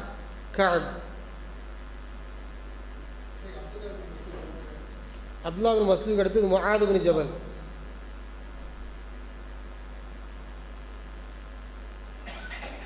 உபய் இப்னு கஅப், அலி இப்னு அபி தாலிப், சாலிம். ஆமாம், இவங்க எல்லாமே ரைட்டர்ஸ். அதாவது குர்ஆனை எழுதி எடுத்த ரைட்டர்ஸ், ரசூலுல்லாஹ்வுடைய எழுத்தர்களாக இருந்து எழுதி எடுத்தவர்கள். அது மாத்திரமல்ல, இவங்கெல்லாம் ஹாஃபிதுகள். இவங்கெல்லாம் குர்ஆனை மனப்பாடம் செய்த ஹாஃபிதுகள். ரசூலுல்லாஹ் தான் முதல் ஹாஃபிது, அடுத்த ஹாஃபிது யாரு? இவங்க தான். அப்போ ரசூலுல்லாஹ்வுக்கு வரக்கூடிய அந்த வசனங்களை ரசூலுல்லாஹ் மொத்தத்தில் சஹாபாக்களுக்கு ஓதி காட்டுவதோடு எழுதி எடுப்பதற்காக, அதை எழுதி பாதுகாப்பதற்காக சில நபித்தோழர்களை ரசூலுல்லாஹ் ஏற்பாடு செய்திருந்தார்கள். அவர்கள் எழுத்தர்களாக காத்திப் என்று சொல்லுவார்கள். அரபியில் எழுத்தருக்கு ரைட்டருக்கு என்ன சொல்லுவாங்க, அரபியில் என்ன சொல்லுவாங்க, காத்திப்னு சொல்லுவாங்க. காத்திபுகளாக ரசூலுல்லாஹ் வச்சுருந்தாங்க. இந்த காத்திபுகள் என்ன செய்வாங்கன்னு சொன்னா அந்த ஆயத்துக்களை எழுதி எடுத்துக்கிடுவாங்க. ரசூலுல்லாஹ் தெளிவாக சொல்லிடுவாங்க, இந்த வசனம் இந்த இடத்துல இருக்கணும், இந்த வசனம் இதுக்கு முன்னால் இருக்கணும், இதுக்கு அடுத்தது இருக்கணும், இந்த சூறாக்கு அடுத்தது இருக்கணும். எல்லாமே ஜிப்ரீலுடைய அறிவுறுத்தலின்படி ரசூலுல்லாஹ் நினைச்சுவாங்க, சஹாபாக்கள்கிட்ட சொல்லிடுவாங்க. இந்த குர்ஆனுடைய ஆர்டர் இருக்குல்ல, ஆர்டர், அதாவது வரிசை அமைப்பு, குர்ஆனுடைய அந்த வசனங்களுடைய வரிசை அமைப்பு, சூறாக்களுடைய வரிசை அமைப்பு எல்லாமே அந்த நபித்தோழர்கள் அவங்களுடைய இஷ்டத்தின் அடிப்படையில் செய்தது கிடையாது. அதில் ரசூலுல்லாஹ் அவங்களுடைய சொந்த அபிப்பிராயத்தின் அடிப்படையில் செய்ததும் கிடையாது. எல்லாமே யார் சொல்லி செஞ்சது? ஜிப்ரீல் சொல்லுவாங்க, இந்த அத்தியாயத்துக்கு அடுத்து இந்த அத்தியாயத்தை வைங்க, இந்த வசனத்துக்கு அடுத்து இந்த வசனத்தை வைங்க அப்படின்னு அவங்க சொல்லுவாங்க. அந்த அடிப்படையில் தான் குர்ஆனுடைய அந்த வசனங்கள் நினைக்கப்பட்டிருக்கிறது, வரிசை அமைக்கப்பட்டிருக்கிறது. இதை கவனத்தில் கொள்ளணும். ஏன்னா சரி, இப்போ ரசூலுல்லாஹ் சொல்லுவாங்க, இந்த மாதிரி எழுத்தர்ல சொல்லுவாங்க. உடனே இவங்க நினைச்சுவாங்கன்னா ஒரு A4 பேப்பர் எடுத்து ஒரு பேனா பால் பண்ணுறீங்க இல்லையா, அந்த பெண்ணை எடுத்து எழுத ஆரம்பிச்சிருவாங்க. யாரு? சஹாபாக்கள். என்ன ஆமான்னு கேட்டு உட்காந்துருக்கிறீங்க? என் கூட தானே இருக்கிறீங்க. எதில் A4 பேப்பர் இருந்தா அன்னைக்கு? இந்த பேப்பர் இருந்ததா? இந்த பால் பாயிண்ட் பண்ணிருந்ததா? ஜெல் பண்ணிருந்ததா? இல்லை. எதில் எழுதினாங்க? தோள்களில் எழுதினார்கள், எலும்புகளில் எழுதினார்கள், இந்த கல் இருக்குல்ல, கற்களில் எழுதினார்கள், மட்டைகளில் எழுதினார்கள். இந்த மாதிரி எழுதுறதுக்கு எதையெல்லாம் பயன்படுத்த முடியுமோ அதைத்தான் எழுத்து சாதனமாக பயன்படுத்தி அதைத்தான் அதுக்கு அன்னைக்கு இருந்த ஸ்டேஷனரி பொருட்கள் அதுதான் பிரயோகப்படுத்தி இருக்கிறாங்க. அது மாதிரி கலம் வச்சு எழுதுனா, கலம்னானது இந்த மூங்கில்ல செதுக்கி வச்சிருப்பாங்களே கலம், அதுக்கு தான் கலம்னு சொல்லுவாங்க. கலம்னு சொன்னாலே செதுக்கப்பட்டதுன்னு அர்த்தம். கலம் சொன்ன அர்த்தம் அப்படிதானே ஷே? கலம் மிக்கலமா ஷார்ப்னர் இருக்குல்ல, ஆமாம் தக்லீம் கலமுல் அல்ஃபார், நகங்களை களையிறதுக்கு என்ன சொல்லுவாங்க அரபியில்? கலம், கலமுல் அல்ஃபார் அப்படின்னு சொல்லுவாங்க, நகத்தை களைவது. அந்த பென்சில் ஷார்ப்னர் இருக்குல்ல, அதுக்கு வந்து அரபியில் மிக்கலமா, கலம்ல இருந்து வந்தால் தான் மிக்கலமான்னு சொல்லுவார்கள். அப்போ கலம்னா என்ன அர்த்தம்? செதுக்கப்பட்டது. மூங்கிலிருந்து செதுக்கி எடுத்து அந்த குச்சியை வச்சு தான் நினைச்சுவாங்க. அதில் வந்து அவங்களா ஒரு ரெடிமே ஒரு தயாரித்து சொந்த மை தயாரித்து நம்ம முன்னால் அந்த லெப்ப மாதிரிலாம் தயாரித்து வச்சுருப்பாங்களே இந்த தட்டில் எழுதுறதுக்காக வேண்டி, அதை சும்மா குடிக்க கூட செய்யலாம். அது உணவுப் பொருளை தயார் பண்ணுறது. அந்த அரிசி இருக்குல்ல, அரிசியை நல்லா கருக்க வறுத்து கறியை வறுத்து அதை பொடியாக்கி அதில் தொட்டு தான் நினைச்சுவாங்க எழுதுவாங்க. இடையில நினைச்சுவாங்கன்னா நாக்கில் தொட்டுக்கிடுவாங்க. இந்த மாதிரி களம் வச்சு நினைச்சிருக்கிறாங்க, எழுதியிருக்கிறாங்க. அப்போ தோள்களில், இந்த மரமட்டைகளில், இந்த பட்டைகளில், இந்த இது கற்களில், இதில் தான் எழுதி பார்த்தா சுபஹானல்லாஹ் எவ்வளோ கஷ்டமாக இருக்குது.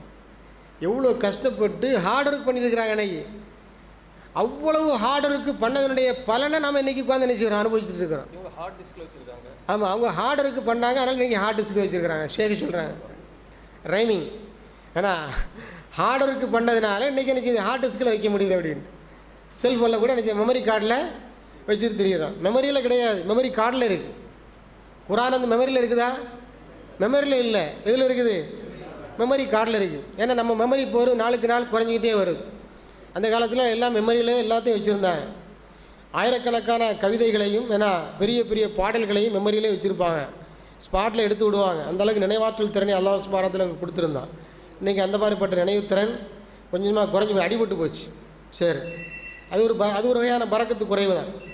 சரி, இந்த மாதிரி அதில் அவங்க எழுதி எடுத்திருக்கிறாங்க. எழுதியதை பாதாச்சிரு. இதில் இந்த கற்களிலும் தோள்களிலும் இந்த பட்டைகளிலும் எழுதியிருக்கப்பட்டது மட்டுமல்ல, அவங்க மனசில் நினைச்சிருக்கிறாங்க, அதை பாதுகாத்து வச்சுருந்தாங்க. எது? அதாவது அதுக்கு சொல்லுவாங்க சுதூர் வசுத்தூர் என்று சொல்லுவார்கள். சுதூர் வசுத்தூர். சுதூர் என்னது? சுதூர் என்னது? சதுர். சதுர் என்னது? நெஞ்சு. அதுக்கு பண்பை சுதூர், நெஞ்சங்களிலும் பாதுகாத்து வைத்திருந்தார்கள். சுத்தூர் சத்துருக்கு பண்பை சுத்தூர், வரிகள். சுத்தூர்னா வரிகள். ஏன்னா பிஸ் சுதூரி வசுத்தூரி என்று சொல்லுவார்கள் அரபியில். அதாவது நெஞ்சங்களிலும் வரிகளிலும் அதை பாதுகாத்து வைத்திருந்தார்கள். அப்போ அவங்க வந்து மனசுலையும் வச்சிருந்தாங்க, எழுத்து மூலமாகவும் அது பாதுகாக்கப்பட்டிருந்தது. இதைத்தான் வரலாற்று காலத்தில் குர்ஆன் தொகுக்கப்பட்ட முதல் தொகுப்பு என்று சொல்கிறார்கள். அல் ஜம்உல் அவ்வல் என்னது? முதல் தொகுப்பு. ரசூலுல்லாஹ் இந்த மாதிரி சொல்லி அந்த வசனங்கள் எல்லாம் இதில் எல்லாரும் எழுதி பாதுகாத்து வச்சிருந்தாங்களே, இதைத்தான் என்ன சொல்றாங்க? முதல் தொகுப்பு என்று சொல்கிறார்கள். புரியுதா? கவ்வலுனா ஹதீஸ்ல வருது, அப்படிதானே ஷே? கான ரசூலுல்லாஹி ஸல்லல்லாஹு அலைஹி வஸல்லம் யத்தகவ்வலுனா மகாஃபத்த சாமத்தி அலைனா அப்படின்னு. அதாவது எங்களுக்கு அறிவுரை சொல்லுகிற பொழுது ரசூல்லா வந்து எங்களை நினைச்சுவாங்க, நல்லா கவனிச்சுக்கிடுவாங்க. ஏன்னா எங்களுக்கு வந்து சோறு வராமல் பார்த்துக்கிடுவாங்க அப்படின்னு. எப்படி? அந்த காலத்திலேயே அப்படி ஈமான் இஸ்லாமும் நெஞ்சில் நல்ல உரைச்சிருந்த காலத்திலே அதை கவனத்தில் எடுத்திருக்கிறார் ரசூலுல்லாஹ். எத்தாப்பில் இருந்துட்டு இருக்கிற ஆடியன்ஸுக்கிட்ட சோறு வந்துடக்கூடாதுங்கிறதுக்காக வேண்டி கவனிச்சு தான் எங்களுக்கு அறிவுரை சொல்வார்கள் அப்படின்னு ஹதீஸில் வருது, புகாரில் வருது. அப்போ ரசூலுல்லாஹ் அதை கவனத்தில் எடுத்திருக்கிறாங்க. அதனால் நம்மளும் அதை கவனத்தில் எடுக்க வேண்டியிருக்கு. நீங்களாக இருந்தாலும் நானாக இருந்தாலும் சோறு வரத்தானே செய்யும். கேட்கும்போது பேசுகிறவங்க பேசுகிறதுனால சோறு இல்லாமல் இருப்பாங்க. ஆனால் கேட்குறவங்களுக்கு என்ன வந்துடும்? சோறு நிச்சயமாக வரதான் செய்யும். அதனால் இந்த பீரியடுகள்லாம் 40 நிமிஷம் 45 நிமிஷம் வச்சுருக்கிறாங்க கிளாஸில். அதுக்கு மேலே வைக்கிறது இல்லை. 40 நிமிஷம் 6 மணி நிமிஷம் அடுத்த கிளாஸுக்கு ஷிஃப்ட் ஆகி போயிடுவாங்க. அதில் ஒரு சின்ன ஒரு ரிலாக்ஸ் கிடைக்கும். அதுக்காக சரி. அப்போ முதல் தொகுப்பு என்னது? இது வந்து வரலாற்றில் எப்படி அறியப்படுது? இது வந்து ஒரு குர்ஆன் வந்து மொத்தமாக தொகுக்கப்படலை, செதறி அங்கொன்று இங்கொன்றுமா அணிஞ்சப்பட்டிருக்குது. ஆனால் எல்லாமே பாதுகாக்கப்பட்டிருக்கு. இறங்கிய அத்தனை வசனங்களுமே நெஞ்சங்களிலும் பாதுகாக்கப்பட்டிருக்கிறது. இந்த சஹாபாக்களுடைய ஹிஃபுலின் மூலமாக அந்த நெஞ்சங்களிலும் பாதுகாக்கப்பட்டிருக்கிறது. இந்த மாதிரி எழுத்து வடிவிலும் பாதுகாக்கப்பட்டிருக்கிறது. ஆனால் குர்ஆன் வந்து ஒரு முஸ்ஹஃப் வடிவில் ஒருங்கிணைந்த முஸ்ஹஃபாக அணிஞ்சப்படலை, தொகுக்கப்படலை. இந்த காலகட்டத்துக்கு பேர் தான் அல் மர்ஹலத்துல் ஊலா. குர்ஆன் தொகுக்கப்பட்ட வரலாற்றில் முதலாவது காலகட்டமே நினைச்சாங்க சொல்லுகிறாங்க. இப்போ கொஞ்சம் ரிலாக்ஸ் ஆகிட்டு இன்ஷா அல்லாஹ் அடுத்த காலகட்டத்துக்குள்ளே போகணும். குர்ஆன் வல் ஹதீஸ்ங்கிற ஒரு அமைப்பு சார்ந்தவங்க எல்லாரும் மாதிரி இது ஒரு கடல் மாதிரி ஒரு சப்ஜெக்ட். நிறைய அறிஞர்கள் இதை பற்றி நிறைய எழுதியிருக்கிறாங்க, நிறைய பேசியிருக்கிறாங்க. இது மதரசாக்களில் ஒரு வருடத்திற்குரிய சப்ஜெக்டாக நடத்தப்படுது. அதை உங்களுக்கு 1 மணி நேரத்தில் 2 மணி நேரத்தில் எல்லாத்தையும் சொல்கிறது அப்படிங்கிறது கஷ்டமான விஷயம். புரியுதா உங்களுக்கு? அதை ஜிப் பண்ணி ஏதோ 1-2 தகவல்களை சொல்லிட்டு 1 வருஷம் பாடம். நீங்கள் ஒரு ஃபிர்தௌசி படிச்சிருக்கிறார்கள் அவர்கிட்ட கேள்வி. இப்போ ஷேக் உங்களுக்கு இந்த குரானை பற்றி ஒரு டெஃபினேஷன், அதுக்கு அரபியில் தாரீஃப் என்று சொல்லுவாங்க. தாரீஃப். இப்போ சயின்ஸுக்கு ஒவ்வொன்றுக்கு ஒரு விளக்கம் கொடுத்துருக்குறாங்கல்ல. வாட்டருக்கு என்ன விளக்கம்? வாட்டருக்கு சயின்ஸ்லன்னு சொல்கிறாங்க. வாட்டர் H2O இதுதானா? H2O என்னது? இல்லை, 2 மடங்கு ஹைட்ரஜன் 1 மடங்கு ஆக்சிஜன். அப்படி இருந்தால் அதுக்கு பேர் என்னது? வாட்டர். அதான் அதுக்கு டெஃபினேஷன். அது மாதிரி ஒரு டெஃபினேஷனை சேகரிச்சிருக்கிறாங்க, உங்களுக்கு குரானை கொடுத்துருக்குறாங்க. அது சீக்கிரத்தில் உங்களுக்கு புரிய முடியாது, கொஞ்சம் கூர்ந்து கவனிச்சாதான் புரிய முடியாது. சரி, இப்போ நம்ம நிகழ்ச்சிக்குள்ளே வருவோம் சார். அன்பார்ந்த சகோதரர்களே சகோதரிகளே, இப்போ நம்ம உலுவுல் குரானில் எந்த இடத்துல நின்றுருக்கிறோம்? எத்தனாவது பாடத்தை படிச்சுட்டு இருக்கிறோம்? உலுவுல் குரானில் 3வது. குரான் தொகுக்கப்பட்ட வரலாற்றில் 1வது காலகட்டம் முடிக்கப்பட்டிருக்கு. அடுத்ததாக 2வது காலகட்டம். இப்போ 1வது காலகட்டம் அப்படின்னு சொல்லி வரும்போது அதில் குரானுடைய ஆயத்துக்கள் எல்லாமே எளிதில் பாதுகாக்கப்பட்டிருக்கிறது, நெஞ்சங்களிலும் பாதுகாக்கப்பட்டிருக்கிறது. ஆனால் ஒரு முஸ்தஹஃபாக என்ன செய்யப்படவில்லை? தொகுக்கப்படவில்லை. தொகுக்கப்படாத நிலையில் சிதறி சிதறி இருக்கு. ஒரு சஹாபிட்ட கொஞ்சம் இருக்கும், இன்னொரு சஹாபிட்ட இன்னும் கொஞ்சம் இருக்கும், வேறொரு சஹாபிட்ட கொஞ்சம் இருக்கும், அந்த மாதிரி. ஆனால் பாதுகாக்கப்பட்டிருக்கு, பாதுகாக்கப்படாமல் இல்லை. ஏன்னு சொன்னால் குர்ஆனை பாதுகாப்பதை அல்லாஹ் நினைச்சிருக்கிறான், பொறுப்பேற்றுக் கொண்டிருக்கிறான். இன்னா நஹ்னு நஸ்ஸல்னா திக்ர வ இன்னா லஹு லஹாஃபிதூன். நிச்சயமாக குர்ஆனை நாமே அருளினோம், நாமே அதை பாதுகாப்போம் அப்படின்னு குர்ஆனை பாதுகாக்கிறதுக்கு ஹாஃபிதூன். ஹாஃபிதூன்னா பாதுகாப்பு. ஹிஃபுல், ஹிஃபுல்னா என்ன அர்த்தம்? சேவ் பண்ணுறது, ஸ்டோர் பண்ணுறது அப்படின்னு அர்த்தம். அதுக்கு நம்ம ஹார்ட் டிஸ்கில் நீ சேவ் பண்ணுறோமா இல்லையா? அதுக்கு என்ன சொல்கிறாங்க? சேவ் பண்ணுறதுக்கு அரபியில் ஹிஃபுலுங்கிற வார்த்தையை தான் பயன்படுத்துகிறாங்க. சேவ் பண்ணுறது, ஸ்டோர் பண்ணுறோமா இல்லையா? அதுக்கு அரபியில் இங்கிலீஷில் சேவ் அப்படிங்கிற வார்த்தையை கொடுக்குறோம். அரபியில் என்ன சொல்கிறது? ஹிஃபுல். அதுக்கு டைரெக்டாக நீங்கள் மொழிபெயர்த்தீங்கன்னு சொன்னோன்னா அரபியில் ஹிஃபுல் தான் வரும். அந்த ஹிஃபுல் வேலை யார் செய்கிறா? அல்லாஹ். அல்லாஹ் செய்கிறாரு. பாதுகாக்கிறான்னா எப்படி பாதுகாக்கிறான்? இப்போ அல்லாஹ் ரிஸ்க்கு தர்றேன்னு சொல்கிறான். அல்லாஹ் ரிஸ்க்கு தர்றேன்னா எப்படி வழங்குவோம் நம்ம? நான் உங்களுக்கு ரிஸ்க்கு தர்றேன், நான் உங்களுக்கு குழந்தைய தர்றேன் நல்லா சொல்கிறான். அதெல்லாம் எப்படி வழங்குவோம்? எல்லாம் ஒரு புற காரணங்கள் இருக்குது, இப்படிதானே? புற காரணங்கள் இருக்கு இல்லையா? ரிஸ்க்கு தர்றேன்னா அல்லாஹ் நேரடியாக முகத்தை பிச்சுட்டு தர்றதா? அப்படி கிடையாது. சில வழிகள் அல்லாஹ் நினைச்சு நமக்கு ஏற்படுத்தி தருவோம். அந்த வழிகளில் நம்ம போகும்போது நமக்கு பொருளாதாரம் கிடைக்கும். அந்த மாதிரி அல்லாஹ் குர்ஆனை பாதுகாப்பதாக வாக்களிச்சிருக்கிறான். அந்த பாதுகாப்பதற்குரிய வழிமுறைகளும் அல்லாஹ் நினைச்சு உருவாக்கி வச்சிருக்கிறான். அந்த வழிமுறைகள் தான் என்னது? இந்த மாதிரி எழுதியிருக்கிறது, ஹாஃபிதுகள் மூலமாக நெஞ்சத்தில் பதிவு செய்து நெஞ்சுறது, பாதுகாக்கிறது. அப்போ ஹாஃபிதுகள் தங்களுடைய இப்போ உதாரணமாக எழுதியெடுக்கப்பட்ட அந்த பொருட்கள் காணா போனால் கூட அது பாதிப்பை ஏற்படுத்தாது. இவனா ஹாஃபிதுகளுடைய நெஞ்சங்கள் பாதுகாத்து வைக்கப்பட்டிருக்கிறது. சரி, இதுதான் 1வது காலகட்டம். அடுத்து 2வது காலகட்டத்துக்கு வருவோம். ரசூலுல்லாஹி ஸல்லல்லாஹு அலைஹி வஸல்லம் அவர்கள் என்ன செய்கிறாங்கன்னா வஃபாத்தா போயிடுறாங்க. எந்த நிலையில் வஃபாத்தா போகிறாங்க அப்படின்னு சொன்னால், வஹி ரசூலுல்லாஹ்வுடைய இறப்போடு முற்று பெறுகிறது. இந்த மாதிரி குர்ஆனுடைய வசனங்கள்லாம் நெஞ்சங்களிலும் வரிகளிலும் எழுதி வைக்கப்பட்டிருக்கிறது. ஆனால் ஒரு முஸ்தஹஃபாக ஒருங்கிணைக்கப்படவில்லை, தொகுக்கப்படவில்லை. அந்த நிலையில் ரசூலுல்லாஹ் நினைக்கிறாங்க வஃபாத்தா போயிடுறாங்க. அதுக்கு பிறகு என்ன ஏற்படுகிறதுன்னு சொன்னால், இஸ்லாம் வளர்கிறது, விரிவடைகிறது, பல இடங்களுக்கு பரவுகிறது. அதனால் எதிரிகளை சந்திக்க வேண்டிய பல பிரச்சனைகளுக்கு ஆட்சி தலைவர்கள் நினைக்கிறாங்க, உள்ளாகிறாங்க. குலஃபா ராஷிதீன் இருக்கிறாங்க இல்லையா? ரசூலுல்லாஹ்வுக்கு பிறகு அபூபக்கர் சித்திக் ஆட்சி பொறுப்பு வர்றாங்க. அவங்க காலத்தில் இஸ்லாம் வளருது, வளர்ச்சி அடையுது, எதிரிகளை சந்திக்க நிலைமைகள் ஏற்படுது, பல போர்கள் நடக்குது. இந்த யமாமா யுத்தம் அப்படிங்கிற ஒரு யுத்தம் கேள்விப்பட்டிருக்கீங்களா? யமாமா யுத்தம் அப்படின்னு சொல்லிட்டு, ஆமாம், முஸ்லிமத்துல் கத்தாப் அவரை எதிர்த்து நடத்தப்பட்ட யுத்தம் தான். அது மிகப்பெரிய யுத்தம் நடந்தது. அபூபக்கர் சித்திக் அவருடைய காலத்தில் நடைபெற்ற யுத்தம் அது. அதை யமாமா யுத்தம் என்று சொல்லுவார்கள். அந்த யுத்தத்தில் பல சஹாபாக்கள் கொல்லப்பட்டாங்க. அந்த யுத்தத்தில் பல சஹாபாக்கள் கொல்லப்பட்டாங்க. அந்த கொல்லப்பட்டவர்களில் 70 ஹாஃபிஸ்கள் அடங்குகிறார்கள். எத்தனை பேர்? ஆமாம், 70 ஹாஃபிதுகள் என்ன செய்றாங்க, அதில் அடங்குறாங்க. 70 ஹாஃபிதுகள் சாதாரண விஷயமா? இந்த காலத்தில் நமக்கு ஒரு ஹாஃபிது கிடைக்கிறதே கஷ்டமா இருக்கு. இந்த காலத்தில் இந்த ஒரே முஸ்ஹஃபா செல்லுக்குள்ள இருக்கக்கூடிய இந்த காலத்தில், இந்த வளர்ச்சியடைந்த காலத்திலேயே இங்கே யாரா ஹாஃபிது இருக்கிறீங்களா? இங்கே யாராவது ஹாஃபிது இருக்கிறாமா? ஒருத்தருமே ஹாஃபிது இல்லை. ஷேக் ஹாஃபிது நினைக்கிறேன். ஷேக் ஹாஃபிது தானே இல்லையா? அதாவது குர்ஆனை மொத்தமாக மனப்பாடம் செய்த இங்கே இத்தனை பேர், ஒரு 100 பேர் இருப்போமா? இந்த 100 பேர்ல ஒருத்தர் கூட ஹாஃபிது இல்லை அப்படிங்கிறது நமக்கு பெரிய தலைக்குனிவான விஷயம். இது அதாவது நாங்க கூட ஹாஃபிதா இல்லை, அது ஒரு பெரிய பாக்கியம். கதை சொல்லிடுங்க. அந்த காலத்துல குர்ஆன் எல்லாம் மனப்பாடம் பண்ணாங்க, அதனால ஹாஃபிதுங்கிற பட்டம் கொடுக்கல. ஹாஃபிது நான் 1 லட்சம் ஹதீஸ் சன்னதோட தான் ஒருத்தன் ஹாஃபிது. ஆமா ஆமா ஆமா, அது சொல்லுங்க, அது எவ்வளவு சிரமம். ரெண்டாவது ஷேக் வந்து இன்னொரு பாயிண்ட் குறிப்பிடுறாங்க. அது என்ன பாயிண்ட் அப்படின்னா, இந்த ஹாஃபிதுங்கிற வார்த்தை இருக்குது, குர்ஆனை மனப்பாடம் பண்ணவங்களுக்கு அந்த காலத்தில் சொல்லப்படுறது இல்லை, இந்த வழக்கத்தில் இருக்கிறது. இப்போ இன்னைக்கு வந்து குர்ஆனை மனப்பாடம் பண்ணவங்களுக்கு பழக்கத்தில் நம்ம என்ன சொல்கிறோம், ஹாஃபிது அப்படிங்கிற வார்த்தையை சொல்கிறோம், அடைமொழி கொடுத்து அழைக்கிறோம். அப்படிதானே? ஆலிம் பட்டம் வாங்கினவருக்கு ஆலிம்னா அல்லது மௌலைன்னா, ஆனால் குர்ஆனை கம்ப்ளீட்டாக மனப்பாடம் பண்ணவருக்கு ஹாஃபிது அப்படின்னு சொல்கிறோம்.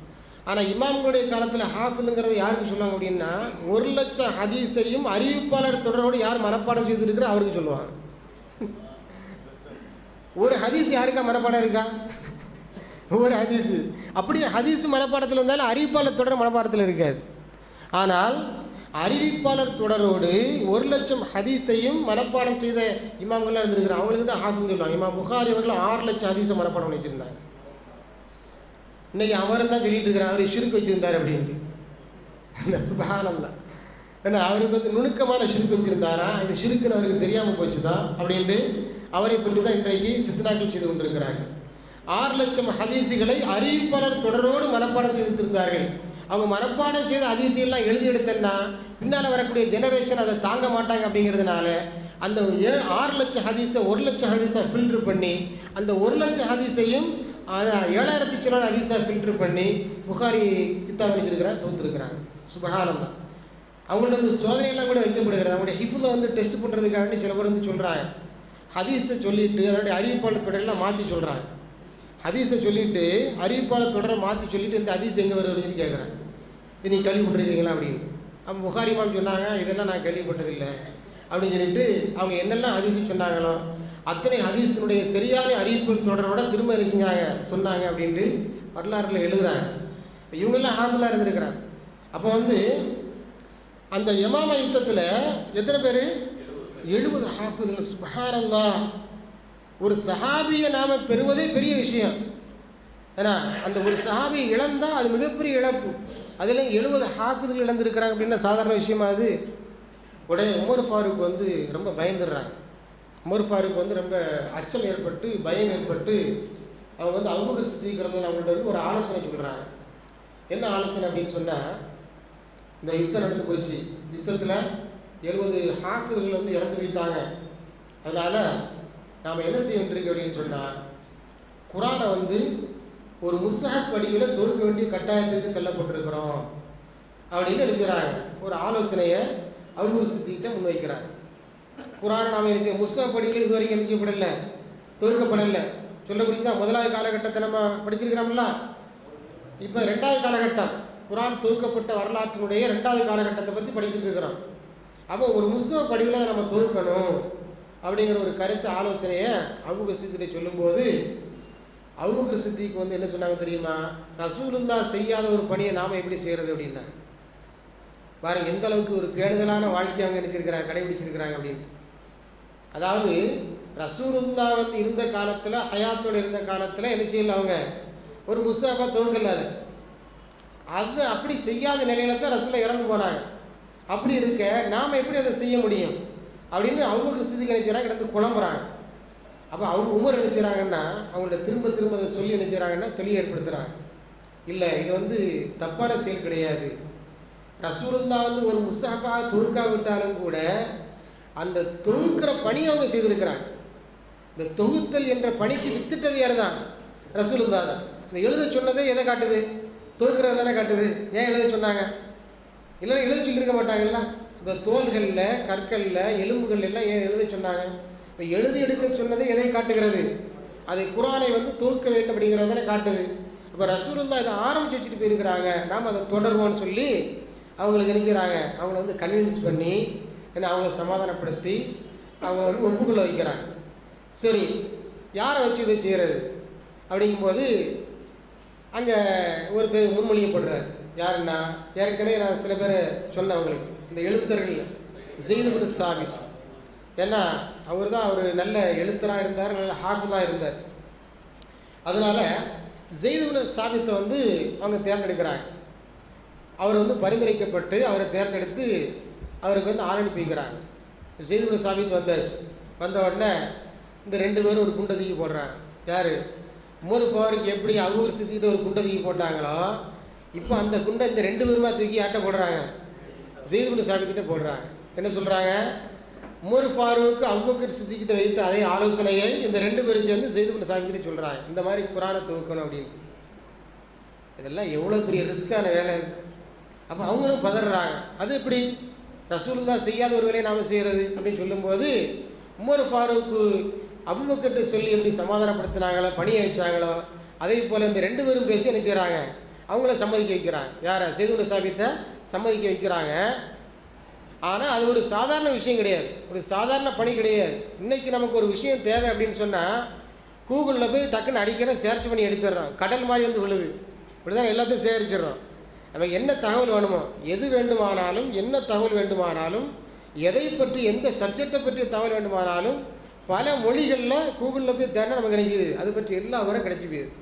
அந்த மாதிரி ஒரு காலகட்டத்தில் உட்காந்துருந்தாங்க. அவங்க என்ன செய்யணும்? ஒவ்வொருத்தரையாக போய் சந்திக்கணும், ஒவ்வொருத்தரையாக போய் சந்திக்க வேண்டும். சந்தித்து யார்கிட்ட என்னென்ன வசனங்கள் இருக்கிறது என்பதையெல்லாம் என்ன போய் பார்த்து அதை உறுதிப்படுத்தி, அது அவர் ஏற்கனவே இவங்க ஹாஃபிஸாக இருக்கிறாங்க, ஸெய்த் இப்னு சாபித் ஹாஃபிஸாக இருக்கிறாங்க, அவங்களுடைய ஹிஃபுதோட அதை ஒத்து பார்த்து சாட்சிகளோட வச்சு தான் அந்த ஆயத்துக்களை எல்லாம் சேகரிக்கணும்.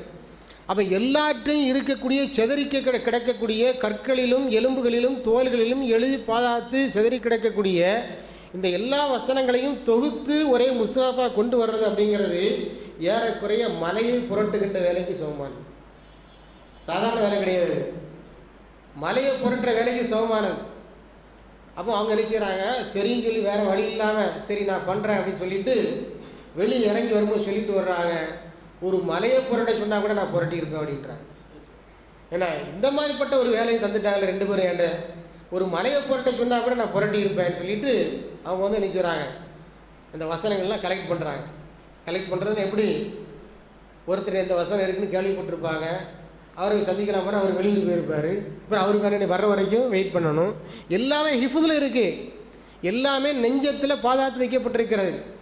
அதை இன்னும் கூடுதலாக உறுதிப்படுத்திக் கொள்வதற்காக, அதை முத்தவாத்தினுடைய தரத்தின் அடிப்படையில் கொண்டு வர வேண்டும் என்பதற்காக, முத்தவாத்தினா உலுமுல் ஹதீஸ் படித்தா தெரியும் உங்களுக்கு, அதான் நம்பர் 1 தரத்தில் இருக்கக்கூடிய நம்பகமான செய்தியினுடைய தரத்திற்குத்தான் என்ன சொல்லுவாங்க? முத்தவாத்திர் அப்படின்னு சொல்லணும். அதுக்கு மேலே நம்பகத்தன்மை அப்படிங்கிறது கிடையாது. நம்பகத்தன்மையிலேயே முதல் இடத்தில் இருக்கக்கூடிய ஒரு செய்தியினுடைய தரத்துக்கு பேர் தான் உலுமுல் ஹதீஸில் என்ன சொல்கிறாங்க? ஹதீஸ் துறையில் என்ன சொல்கிறாங்க? முத்தவாத்திர் அப்படின்னு சொல்கிறாங்க. அப்போ முத்தவாத்திருடைய தரத்திற்கு கொண்டு வந்து அந்த ஆயத்தை நாம் சேகரிக்க வேண்டும் என்று சொன்னால் அது ஒரு சாதாரண வேலை இல்லை. கடைசியில் அந்த வேலையை அவங்க நினைச்சாங்க, செய்தாங்க. அந்த வேலையை ரொம்ப கஷ்டப்பட்டு அதில் இருந்து இதில் இருந்து அவர்கிட்ட கேட்டு இவர்கிட்ட கேட்டு எல்லா வசனங்களையும் சேகரித்து ஒரு முஸ்தஃபா நினைச்சாங்க, தொகுத்து கையில் கொடுக்குறாங்க. கடைசியில் அது அபூபக்கர் சித்திக்குடைய கையில் இருந்தது. அதுக்கு பிறகு யாருடைய கையில் வந்தது? அது உமர் ஃபாரூக்குடைய கையில் இருந்தது. அதற்கு பிறகு அவங்கள்ட்ட இருந்து அவங்களுடைய மகள் ஹப்ஸா இருக்கிறாங்க இல்லையா, அவங்களுடைய கையில் இருந்தது. அவங்கள்ட்ட இருந்து கடைசி வரைக்கும் பாதுகாப்பாக இருந்தது. ஒரு முஸ்தஃபாக துவக்கப்படுகிறது, ஒருங்கிணைந்த ஒரு குர்ஆனாக நினைச்சப்படுகிறது, துவக்கப்படுகிறது. அது வரைக்கும் செதறி கிடந்தது அங்கொன்று இங்கொன்றுமாக, இப்போ ஒரே முஸ்தஃபா நினைச்சப்படுகிறது, துவக்கப்படுகிறது. இது பேட்டரி சரியில்லையா? பேட்டரி வயர் மைக் இருக்க, வயர் மைக்கு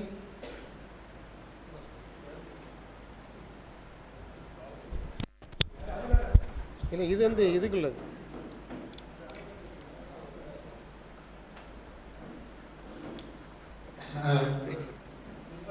சரி, அப்ப இது இப்ப நான் சொன்னேன்ல, இது குர்ஆன் துவக்கப்பட்ட அந்த வரலாற்றில் 2வது காலகட்டமாக பார்க்கப்படுகிறது.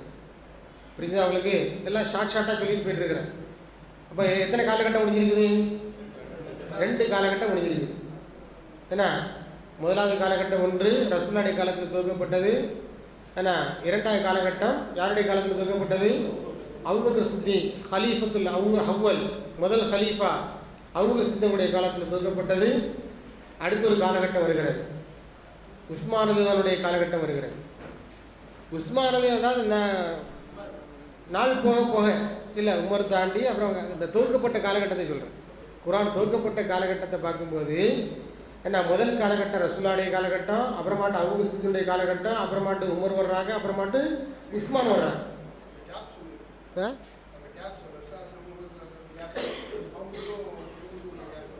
யாருக்கு? ஆமாம் ஆமாம், ரசூலுல்லாஹிக்கு அபூபக்கர் சித்திக் தானே. அது வந்து ஒரு 2 வருஷம் இருக்கு. விஷயம் 2 வருஷம் இருக்குமா? ரசூலுல்லாஹிக்கு அபூபக்கர் சித்திக் முதல்ல கேப் அபூபக்கர் சித்திக் முதல்ல இருக்கிற கேப் 2 வருஷம் இருக்குமா? 2 வருஷம் சம்திங் வரும். ஆமாம், 2 வருஷம் சம்திங் 2 மாதம் கிட்ட வரும், அவ்வளோ. அப்புறமாட்டு உஸ்மானுடைய காலம் வரும். உஸ்மானுடைய காலத்திலே வந்து மிகப்பெரிய போர்கள் எல்லாம் மக்கள் சந்திக்க வேண்டிய நிலைமைக்கு தள்ளப்படுறாங்க. மிகப்பெரிய போர்கள், அதாவது இஸ்லாம் வளர வளர எதிர்ப்புகள் அதிகமாகிட்டே வருது. ஏன்னா பல நாடுகளுக்கு இஸ்லாம் பரவுது, மக்கள் வந்து இஸ்லாமை கொண்டு போகிறாங்க, பிரச்சாரம் செய்கிறாங்க. அங்கே வந்து இஸ்லாத்தை மக்கள் ஏற்றுக்கிறாங்க. அப்போ அங்கே ஒரு சில பேர் நினைச்சுவாங்க, எதிர்ப்பாங்க. அவங்கெல்லாம் சேர்ந்து நினைச்சுவாங்க, ஒரு கூட்டத்தை உருவாக்குவாங்க. கடைசியில் வந்து போர் அப்படின்னு சொல்லி அது நடக்கும்.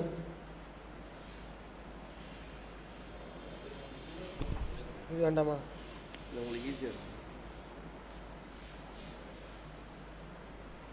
கேட்குமா? கேட்குதா?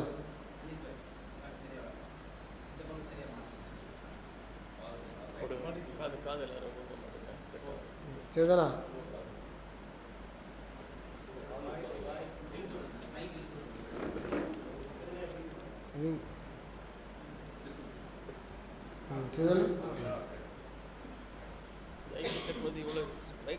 ஹலோ ஹலோ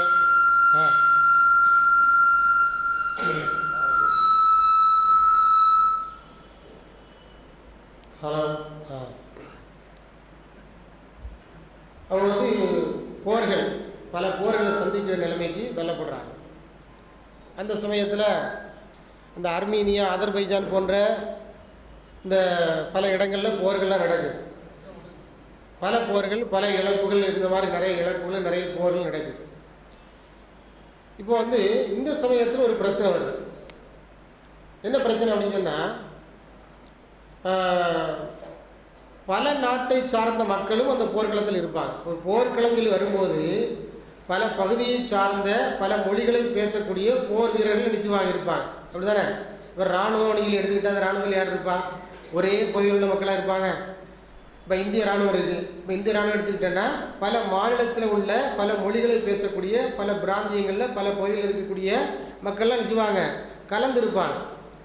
அந்த மாதிரி தான் உஸ்மானுடைய காலத்திலையும் இஸ்லாம் ரொம்ப வேகமாக வளர்ந்து பாரசீக ரோம் நாடுகளுக்கெல்லாம் பரவி எடுத்து அவங்கள மக்கள்லாம் முஸ்லீம்களாக மாறி, ஏன்னா பல மக்களை கொண்ட ஒரு இராணுவ படையால் தான் நிச்சயப்படுது அந்த போர் நடத்தப்படுகிறது. இது அப்படிதான் இருக்குது. இப்போ பல பகுதிகளில் இருக்கக்கூடிய மக்கள் என்ன செய்கிறாங்கன்னு சொன்னால், அந்த போர்க்களத்தில் ஒரே இடத்துல நினைச்சாங்க கூடுறாங்க, ஒரே இடத்துல போர்க்களத்தில் கூடுறாங்க. அப்போ அந்த இபாதத்துகள் செய்ய வேண்டிய நேரம் வரும்போது தொழுவாங்க, குர்ஆன் ஓதுவாங்க, இந்த மாதிரி இபாதத்துகள் செய்துட்ருப்பாங்க. போர் செய்ய வேண்டிய நேரம் வரும்போது போர் செய்வாங்க, இபாதத்துகள் செய்ய நேரம் வரும்போது இபாதத்தில் ஈடுபட்டிருப்பாங்க. இந்த இபாதத்தில் ஒன்று தான் குர்ஆன் ஓதுறது அப்படிங்கிறது. இப்போ குர்ஆன் ஓதிட்டு இருக்கும்போது இந்த குர்ஆன் ஓதுகிற விஷயத்தில் இவங்களுக்குள்ளே ஏகப்பட்ட முரண்பாடுகள். ஒருத்தர் ஓதுற மாதிரி இல்லாமல் இன்னொருத்தர் வேறு மாதிரி ஓதுறாரு. ஒருத்தர் ஒரு மாதிரி ஓதுறாரு, இன்னொருத்தர் வேறு மாதிரி ஓதுறாரு. 2 பேரும் ஒரே சூறாவை தான் ஓதுறாங்க. இப்போ இவரும் ஃபாத்தியா சூறா தான் ஓதுறாரு, இவரும் ஃபாத்தியா சூறா தான் ஓதுறாரு. ஆனால் 2 பேரும் 2 மொழி பேசக்கூடியவங்க, 2 பிராந்தியத்தில் இருக்கக்கூடியவங்க, 2 வெவ்வேறு பகுதியில் இருக்கக்கூடியவங்க. ஆனால் 2 பேரும் குர்ஆன் ஓதுறது வந்து வித்தியாசமாக இருக்குது. 2 பேரும் குர்ஆன் ஓதுறது வித்தியாசமாக இருக்குது. இவர் ஒரு மாதிரி ஓதுறாரு, இவர் வேறு மாதிரி ஓதுறாரு. இதனால் அவங்களுக்கு மத்தியிலே பிரச்சனை வந்தது. இவரை பார்த்து சொல்லுவார், நீ தப்பாக ஓதுற, சரியில்லை அப்படின்னு. அப்போ அவர் சொல்லுவார், இல்லை நான் கரெக்டாக ஓதுறேன், நான் ஓதுறதான் கரெக்ட், நீ தான் தப்பாக ஓதுற அப்படின்னு அவர் இவரை பார்த்து சொல்கிறது. இப்படி ஒரு சண்டையே உருவாயிடுச்சு. ஒருத்தருடைய ஓதலை மற்றவர் குறை சொல்லக்கூடிய அளவிற்கு ஒரு பெரிய தகராறை உருவெடுத்து விட்டது அந்த சமயத்தில். அதுக்கு காரணம் என்ன அப்படிங்கிறத நீங்கள் முதல்ல தெரிஞ்சுக்கணும். இந்த குரான் இருக்குல்ல, இந்த குரான் இப்போ நம்ம ஓதிட்டுருக்கிறோம் இல்லையா, இந்த முறையில் அருளப்படலை. 7 முறைகளில் 7 வட்டார மொழிகளில் குரான் அருளப்பட்டது. எப்படிங்க? அரபி மொழியில் தான் 7 வட்டார மொழிகளில் குரான் அருளப்பட்டது. 7 வட்டார மொழிகள். உதாரணமாக, ஆமாம், லோக்கல் லாங்குவேஜ். அதாவது இப்போ இந்த சென்னை தமிழ் அப்படின்னு இருக்குது, மதுரை தமிழ் இருக்குது. இங்கே ஏதாவது வித்தியாசமாக இருக்கா? இங்கே கோயம்புத்தூர்லாம் ஒன்று தானா? சரி, கோயம்புத்தூர் தமிழ்னு ஒன்று இருக்குது. இப்படி இந்த பிராந்தியத்துக்கு பிராந்தியம் ஒரே மொழி தான், ஆனால் சில வித்தியாசங்கள் இருக்குதுல்ல. இந்த மாதிரி அந்த காலத்தில் அதிகப்படியான பெருவாரியான மக்கள் பேசக்கூடிய லோக்கல் லாங்குவேஜாக ஒரு 7 மொழிகள் இருந்தது. அந்த 7 வட்டார மொழிகளுக்கு ஏற்பவும் குரான் அருளப்பட்டது. இப்போ உதாரணமாக ஃபாத்தியா சூரா வருதுன்னா, இந்த ஃபாத்தியா சூரா 7 வட்டார மொழிகள்லையும் அருளப்படும். 7 வட்டார மொழிகள்லையும் அருளப்படும். இது ரசூலுல்லாஹ் தெளிவாக சொல்லியிருக்கிறாங்க, உன்சிலல் குர்ஆனு அலா சபஅத்தி அஹ்ருஃப் அப்படின்ட்டு. இதுக்கே நிறைய விளக்கங்கள் இருக்கிறது. அதில் முதல் தரத்தில் இருக்கக்கூடிய ஒரு விளக்கத்தை தான் நான் உங்கள்கிட்ட சொல்லிட்டு இருக்கிறேன். உன்சிலல் குர்ஆன் அலா சபஅத்தி அஹ்ருஃப். குர்ஆன் 7 விதங்களில் அருளப்பட்டிருக்கிறது. குர்ஆன் 7 விதங்களில் அருளப்பட்டிருக்கிறது. அதாவது 7 வட்டார மொழிகளில். கருத்து எல்லாமே ஒன்று தான், கருத்து மாறுபாடு இருக்காது. அந்த 7 வட்டார மொழிகளில் ஏன் குர்ஆன் அருளப்பட்டிருக்கு அப்படின்னு சொன்னால், அதாவது அந்தந்த பகுதி மக்கள் ஈஸியாக எளிமையாக அந்த குர்ஆனை புரிவதற்கு வசதியாக 7 வட்டார மொழிகளில் அந்த குர்ஆன் அருளப்பட்டது. சொல்ல புரியுதா உங்களுக்கு? உன்சிலல் குர்ஆனு அலா சபஅத்தி அஹ்ருஃப் அப்படிங்கிற ரசூலுல்லாஹ்வுடைய ஹதீஸ். குர்ஆன் 7 வட்டார மொழிகளில் அருளப்பட்டிருக்கிறது. அப்போ ஒவ்வொரு சூறாவும் ஒவ்வொரு ஆயத்தும் 7 வட்டார மொழிகளில் வரும். எதுக்கு அப்படி வந்துச்சு? எதுக்கு அப்படி வந்தது? அந்தந்த ஏரியாவில் உள்ள மக்கள் குர்ஆனை ஈஸியாக புரிந்து கொள்ள வேண்டும் என்பதற்கு வசதியாக, இல்லை இது அவங்க மொழியில் வந்திருக்கு, அதனால் எங்களால் புரியுறது கஷ்டமாக இருக்குது அப்படின்னு சொல்லிடக்கூடாதுங்கிறதுக்காக வேண்டி. ஏன்னா ஒட்டுமொத்தமாக ஏன் அருளப்படலைங்கிறதே ஒரு கேள்வியாக வச்சாங்க அந்த மக்கள். அப்படிதானே? குர்ஆன் ஏன் ஒட்டுமொத்தமாக அருளப்படலை அப்படிங்கிற ஒரு கேள்வியை வச்சாங்க. இப்போ இதே ஒரு கேள்வியை வச்சிடக்கூடாது இல்லை. அதுக்காகத்தான் அல்லாஹ் என்ன பண்ணுறான் அப்படின்னா 7 முறையில் நினைச்சான், 7 மொழிகளில் தான் அருள்றான். இதனால் என்ன ஆகி போச்சு அப்படின்னு சொன்னால், உஸ்மானுடைய பீரியடில் அவங்களுடைய ஆட்சி காலத்தில் இஸ்லாம் பல இடங்களுக்கும் பரவி ஒவ்வொருத்தரும் ஒவ்வொரு விதமாக வித்தியாசமான முறையில் நினச்சிட்டாங்க, ஓத ஆரம்பிச்சிட்டாங்க. இப்போ நான் கன்னியாகுமரி மாவட்டத்தை சார்ந்தேன். இப்போ நான் ஒரு மொழியில் ஓதிட்டு இருக்கிறேன். இப்போ நான் என்ன செய்கிறேன் அப்படின்னா, நான் வேற ஒரு பகுதிக்கு போகிறேன். அங்கே போகும்போது நான் குர்ஆன் ஓதுறேன். நான் எனக்கு எந்த மொழியில் எனக்கு கற்பிக்கப்பட்டதோ, எனக்கு சொல்லித்தரப்பட்டதோ அந்த மொழியில் தான் நான் ஓதுவேன். ஆனால் அந்த பகுதியில் இருக்கிறவர் இருக்கிறாரு, அவர் வேறொரு மொழியில் நினைச்சார் ஓதுறாரு. வேறொரு மொழின்னா அரபி மொழி அல்லாத வேறு மொழி இல்லை, அரபி மொழி தான், ஆனால் வட்டார மொழி வேறொரு வட்டார மொழியில் ஓதுறாரு. அப்போ நான் அவரை ஆட்சேபனை பண்ணுறேன், என்னங்க நீங்கள் மாற்றமாக வித்தியாசமாக ஓதுறீங்களா அப்படின்னு. இல்லை நான் ஓதுறதான் கரெக்டாக அவர் சொல்ல, இல்லை நான் ஓதுறாங்க நான் சொல்ல. இந்த மாதிரிப்பட்ட ஒரு பிரச்சனை உஸ்மானுடைய காலத்தில் வந்ததுனால ஹுதைஃபத் இப்னுல் யமான் கேள்விப்பட்டிருக்கீங்களா? ஹுதைஃபத் இப்னுல் யமான் என்ற நபித்தோழர் பேரை கேள்விப்பட்டிருக்கீங்களா? கேள்விப்பட்டது இல்லையா? இவர் ஒரு முக்கியமான நபித்தோழர். நபித்தோழர்களில் மிக முக்கியமான ஒரு நபித்தோழர் யார்? இந்த ஹுதைஃபத் இப்னுல் யமான், சுருக்கமாக ஹுதைஃபா. அவங்களுக்கு ஒரு அடைமொழி இருக்கிறது, ஒரு பட்டப்பேர் இருக்கு, தெரியுமா? ரசூலுல்லாஹ்வுடைய சாஹிபு சிர் ரசூலுல்லாஹ், ரசூலுல்லாஹ்வுடைய ரகசிய செய்தியாளர். சில முக்கியமான செய்திகளை பற்றி அவர் தெரிஞ்சு வச்சிருக்கிறார். அதாவது இஸ்லாத்துக்கு எதிராக செயல்படக்கூடிய ஆட்களை பற்றிய சில ரகசியங்களை எல்லாம் அவங்க தெரிஞ்சு வச்சுருந்தாங்க. ஏன்னா அது பற்றி அப்படிங்கிறதுனால அவங்களுக்கு இந்த மாதிரிப்பட்ட ஒரு அடைமொழி வழங்கப்படுது. சாஹிபு சிர் ரசூலுல்லாஹ் அப்படிங்கிற ஒரு அடைமொழி வழங்கப்படுது. அந்த ஹுதைஃபா கொஞ்சம் வித்தியாசமான நபித்தோழர். எல்லாரும் ரசூலுல்லாஹ்ட்ட போய் ஹைரை பற்றி கேட்பாங்க, ஆனால் இவர் ஷர்ரை பற்றி கேட்பார். எல்லாரும் இஸ்லாத்தில் சிறந்தது எது, ஏன்னா நான் சொர்க்கத்துக்கு போனால் அதுக்கு என்ன செய்யணும் அப்படிங்கிற பற்றியெல்லாம் கேட்பாங்க. ஆனால் இவங்க என்ன செய்வாங்க, எது ஷர்ராக இருக்குது அதை பற்றி கேட்பான். நான் எந்த ஷர்ரிலேருந்து விலகி இருக்கணும், எதை நான் செய்யக்கூடாது, வேறு எல்லாரும் எதை நான் செய்யணும் அப்படின்னு கேட்பாங்க. ஆனால் இந்த நபித்தோழர் போய் எப்படி கேட்பாங்க, நான் எதை செய்யக்கூடாது அப்படிங்கிற பற்றி என்ன செய்வாங்க கேட்பாங்க. அந்த மாதிரி ஒரு வித்தியாசமான நபித்தோழர். இவங்க வந்து உஸ்மான் நினைச்சுறாங்க, வந்து ஆலோசனை சொல்கிறாங்க. இந்த மாதிரி மக்கள்லாம் நினைச்சுறாங்க, வித்தியாசமாக ஓதுறாங்க, அவங்களுக்குள்ள பிரச்சனைகள் இருக்குது, சண்டைகள் வருது, மனக்கசப்புகள் ஏற்படுது, விரிசல் ஏற்படுது. அதனால் இதை இப்படியே நீடிக்க விடக்கூடாது. அதனால் நீங்கள் என்ன செய்யுங்க, இந்த 7 வட்டார மொழிகள் இருக்கக்கூடிய குரானை வந்து ஒரே வட்டார மொழி ஆக்கிருங்க அப்படின்றாங்க. எந்த வட்டார மொழியாட்டு? இந்த குறைஷிகள் பயன்படுத்தக்கூடிய வட்டார மொழி இருக்குல்ல, அந்த ஒரே ஒரு வட்டார மொழிக்கு நீங்கள் மாற்றிடுங்க. அப்படி இல்லைன்னு சொன்னால் பின்னால் மிகப்பெரிய சிக்கலாக போயிடும், இஸ்லாமிய சமூகம் இதன் மூலமாக பிளவுபடுறதுக்கு வாய்ப்புகள் இருக்குது அப்படின்னு சொல்லி என்ன செய்கிறாங்க, அவங்க ஆலோசனை பண்ணுறாங்க.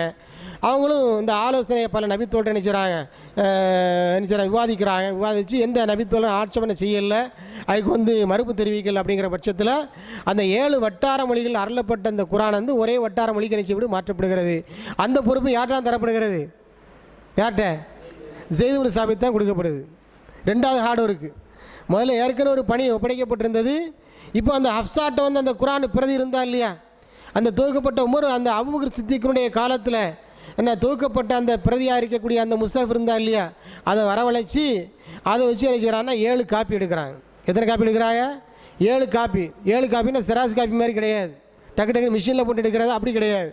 எழுதணும், உட்காந்து எழுதி எடுக்கணும். 7 காப்பி எடுத்து 7 முக்கியமான நகரங்களுக்கு அனுப்பி வைக்கிறாங்க. அனுப்பி வச்சுட்டு அவங்களுக்கு கட்டளை போட்டுறாங்க, உஸ்மான் உங்கள்கிட்ட இருக்கக்கூடிய குரானுடைய மற்ற பிரதிகளை எல்லாம் அழிச்சிருங்க, எரிச்சிருங்க. இனி நீங்கள் வந்து இந்த பிரதியை மட்டும்தான் என்ன செய்யணும், பயன்படுத்தணும். இதைத்தான் பேஸாக கொண்டு என்ன செய்யணும், இனிமேல் வேறு பிரதிகள் எடுக்கிறதா எடுத்துக்கணும், ஓதுறதா ஓதணும், வேறு எல்லாத்தையும் அழிச்சிருங்க, பழைய காப்பிகள்லாம் அழிச்சிருங்கன்னு சொல்லி சொல்கிறாங்க. இது வந்து குரானுடைய தொகுக்கப்பட்ட வரலாற்றில் வந்து 3வது தொகுப்பாக பார்க்கப்படுகிறது, 3ஆம் காலகட்ட தொகுப்பாக நிச்சயப்படுகிறது, பார்க்கப்படுகிறது. அதில் சில எழுத்து வடிவங்கள்லாம் உஸ்மான் ஷிரான் கொண்டு வர்றாங்க. அதாவது குரானுக்குன்னு உரிய எழுத்து வடிவங்கள் இன்றைக்கி நம்ம பார்த்துட்டு இருக்கலாம்ல, குரானுக்குன்னு உரிய எழுத்து ஸ்டைலு, குரானுக்குரிய எழுத்து வடிவம் அப்படி கொண்டு வர்றாங்க. அதுக்கு வந்து பேர் சொல்லப்பட்டிருக்கு தனியாட், அர் ரஸ்முல் உஸ்மானி அப்படின்னு சொல்கிறாங்க. எப்படி சொல்கிறாங்க? அர் ரஸ்முல் உஸ்மானி, உஸ்மானிய காலத்து எழுத்து வடிவம். இன்றைக்கு வந்து சில பேர் குரானில் வந்து பிழை இருக்குன்னு சொல்கிறாங்களே, குரானில் பிழை இருக்கு, எழுத்து பிழை இருக்குன்னு சொல்கிறாங்க இல்லையா. இது வந்து சஹாபாக்கள் ரசூலுல்லா, அதாவது உஸ்மானுடைய காலத்தில் வந்து உஸ்மான் மாத்திரமே தன்னிச்சையாக எடுத்த முடிவல்ல, மற்ற சஹாபாக்கள் இருந்தாங்க, ஈமான்லையும் இஸ்லாத்திலையும் உறுதி உள்ள மற்ற சஹாபாக்கள் இருந்தாங்க. யாரும் ஆட்சேபனைக்கு தெரிவிக்கல, எல்லாருடைய ஒப்புதலையும் பெற்றதற்கு பிறகுதான் நினைச்சுக்கிறாங்கன்னா உஸ்மான் நினைச்சுக்கிறாங்க இந்த குரானுடைய எழுத்துக்குன்னு ஒரு நடையை ஒரு ஸ்டைலை கொண்டு வர்றாங்க, கொண்டு வந்து எழுதுறாங்க. அந்த எழுத்து ஸ்டைல் தான் இன்றைக்கு நிச்சயப்படுது, பாதுகாக்கப்பட்டு வருது. அதுதான் நம்ம இன்னைக்கு என்ன செய்யறோம், வச்சு ஓதிட்டு இருக்கிறோம். அப்போ 7 வட்டார மொழிகளில். ஆமாம், சொல்லுங்க சொல்லுங்க. அதில் போட்டிருக்கு. அது முறையாக அச்சிடப்பட்ட இந்த குரான்ல இருக்கா, இந்தியா பாகிஸ்தான் அச்சடிக்கப்பட்ட குரான்லாம் இருக்காது. முறையாக அரபு நாட்டில் வரக்கூடிய குரான்ல பாத்தீங்கன்னா பிர் ரஸ்மில் உஸ்மான் தெளிவா போட்டிருப்பாங்க. ரஸ்முல் உஸ்மானி. இப்படி 3 கட்டமான தொகுப்பு வந்து குரானில் நடைபெற்றிருக்கிறது. அப்படி பல கட்ட பணிகளுக்கு பிறகுதான் நீங்கள் நமக்கு இந்த குரான் வந்து கிடைச்சிருக்குது. இதில் இன்னும் சொல்ல வேண்டிய தகவல்கள் செய்திகள் நிறைய இருக்குது, அதெல்லாம் நீங்கள் நீண்டு போயிட்டு இருக்கோம். அதை சொல்கிறதுக்கு டைம் இல்லை. இன்ஷா அல்லாஹ் அடுத்த பாடத்துக்கு வந்துடும் இன்ஷா அல்லாஹ். ஏன்னா இந்த சப்ஜெக்டில் அடுத்த டாபிக் வந்துடும். அப்போ வந்து எத்தனை முடிச்சிருக்கிறோம், நம்ம வஹி முடிச்சிருக்கிறோம். அடுத்து என்ன முடித்தோம்? அருளப்பட்ட விதம், அதாவது சிறுகை ஏன் அருளப்பட்டுச்சு அப்படிங்கிறது. அப்புறமாட்டு குரான் தொகுக்கப்பட்ட வரலாறு முடிச்சிருக்கிறோம். 4வதாக இந்த குரானுடைய வசனங்கள் இருக்கு இல்லையா, இதை வந்து 2ஆக பிரிக்கிறாங்க. குரானுடைய வசனங்கள் வந்து எல்லா வசனங்களுமே, குரானில் இருக்கக்கூடிய ஒட்டுமொத்த வசனங்களும் அத்தியாயங்களும் 2ஆக பிரிக்கப்படுகிறது. எப்படி பிரிக்கப்படுது? ஏதாவது தென்படுதா உங்களுக்கு? மக்கி மதனி, மக்கி மதனி சொல்லி 2ஆக பிரிக்கப்படுது. மக்கின்னா என்ன, மதனின்னா என்ன, நீங்கள் என்ன வழங்கி வச்சிருக்கிறீங்க? மக்காவில் அருளப்பட்டது மக்கி. என்ன எங்க பக்கத்து வழியில? சரி. மக்காவில் அருளப்பட்டது மக்கி, மதீனாவில் அருளப்பட்டது மதனின்னு விளங்கி வச்சிருக்கிறீங்க, அப்படிதானே? அந்த விளக்கம் தப்பு. அந்த அர்த்தத்தில் மக்கி மதனி அங்கே போடப்படலை, அப்படி நீங்கள் விளங்கக்கூடாது. எந்த அர்த்தம்னு சொன்னால், எந்தெந்த வசனங்கள்லாம் ஹிஜ்ரத்திற்கு முன்னர் அருளப்பட்டதோ அதெல்லாம் என்னது மக்கி, எதெல்லாம் ஹிஜ்ரத்திற்கு பிறகு அருளப்பட்டதோ அது மதனி. அது மக்கால வச்சு அருளப்பட்டாலும் சரிதான். புரியுதா உங்களுக்கு? உதாரணமாக அல்லியமும் அக்மல் திலக்கும் இருக்கு இல்லையா, இது எங்கே வச்சு அருளப்பட்டது? மக்களை வச்சு அருளப்பட்டது. மக்கிய மதனியா? மதனி தான் அது. ஏன்னு சொன்னால் அது ஹிஜ்ரத்துக்கு பிறகு அருளப்பட்டுச்சு. புரிஞ்சா உங்களுக்கு? அப்போ ஹிஜ்ரத்திற்கு முன்னால் அருளப்பட்ட வசனங்கள் எல்லாமே மக்கி. அது எங்கே வச்சு அருளப்பட்டாலும் சரிதான், எந்த லொக்கேஷனில் எந்த இடத்துல வச்சு அருளப்பட்டாலும் சரிதான். ஹிஜ்ரத்துக்கு முன்னால் அருளப்பட்ட வசனங்கள் எல்லாமே மக்கி. ஹிஜ்ரத்திற்கு பிறகு அருளப்பட்ட வசனங்கள் அது எந்த இடத்துல வச்சு அருளப்பட்டாலும் சரிதான், அது எல்லாமே என்னது? மதனி. இப்படி புரிஞ்சுக்கிடுங்க. இதில் உலமா பெருமக்கள் ஆய்வாளர்கள் கூடுதலான கவனத்தை செலுத்தியிருக்கிறாங்க. அதாவது மக்கி வசனங்களையும் மதனி வசனங்களையும் கண்டறிகின்ற விஷயத்தில் கூடுதலான கவனத்தை செலுத்தியிருக்கிறாங்க. ஏன் செலுத்தியிருக்கிறாங்க அப்படின்னு சொன்னால், அதனால் ஒரு வசனத்தினுடைய முழுமையான பொருளை நம்மளால் நினைச்ச முடியும், புரிய முடியும். ஒரு வசனத்தினுடைய முழுமையான விளக்கத்தை நம்மளால் தெரிந்து கொள்ள முடியும். அப்படிங்கிறதுனால அது சம்பந்தமான கூடுதலான கவனத்தை செலுத்தியிருக்கிறாங்க. உதாரணமாக ரசூலுல்லாஹ்வுடைய மக்கா வாழ்க்கை எடுத்துக்கிட்டோன்னா, அதில் ரசூலுல்லா செய்த பிரச்சாரம் என்பது ஒரு வகையாக இருக்குது. ரசூலுல்லாஹ்வுடைய மதீனா வாழ்க்கை எடுத்துக்கிட்டோன்னா அதில் செய்த பிரச்சாரம் வேற வகையாக இருக்குது. இதை எதை வச்சு நம்ம தெரிய முடியுது அப்படின்னு சொன்னால், குர்ஆனை வச்சு தான் தெரிய முடியுது. ரசூலுல்லாஹ் மக்காவில் இருக்கும்போது அவங்களுடைய பிரச்சாரம் எதை மையப்படுத்தி இருந்தது? அவ்வளோ தௌஹீத் அகீதா, கொள்கையை வலுப்படுத்துறது.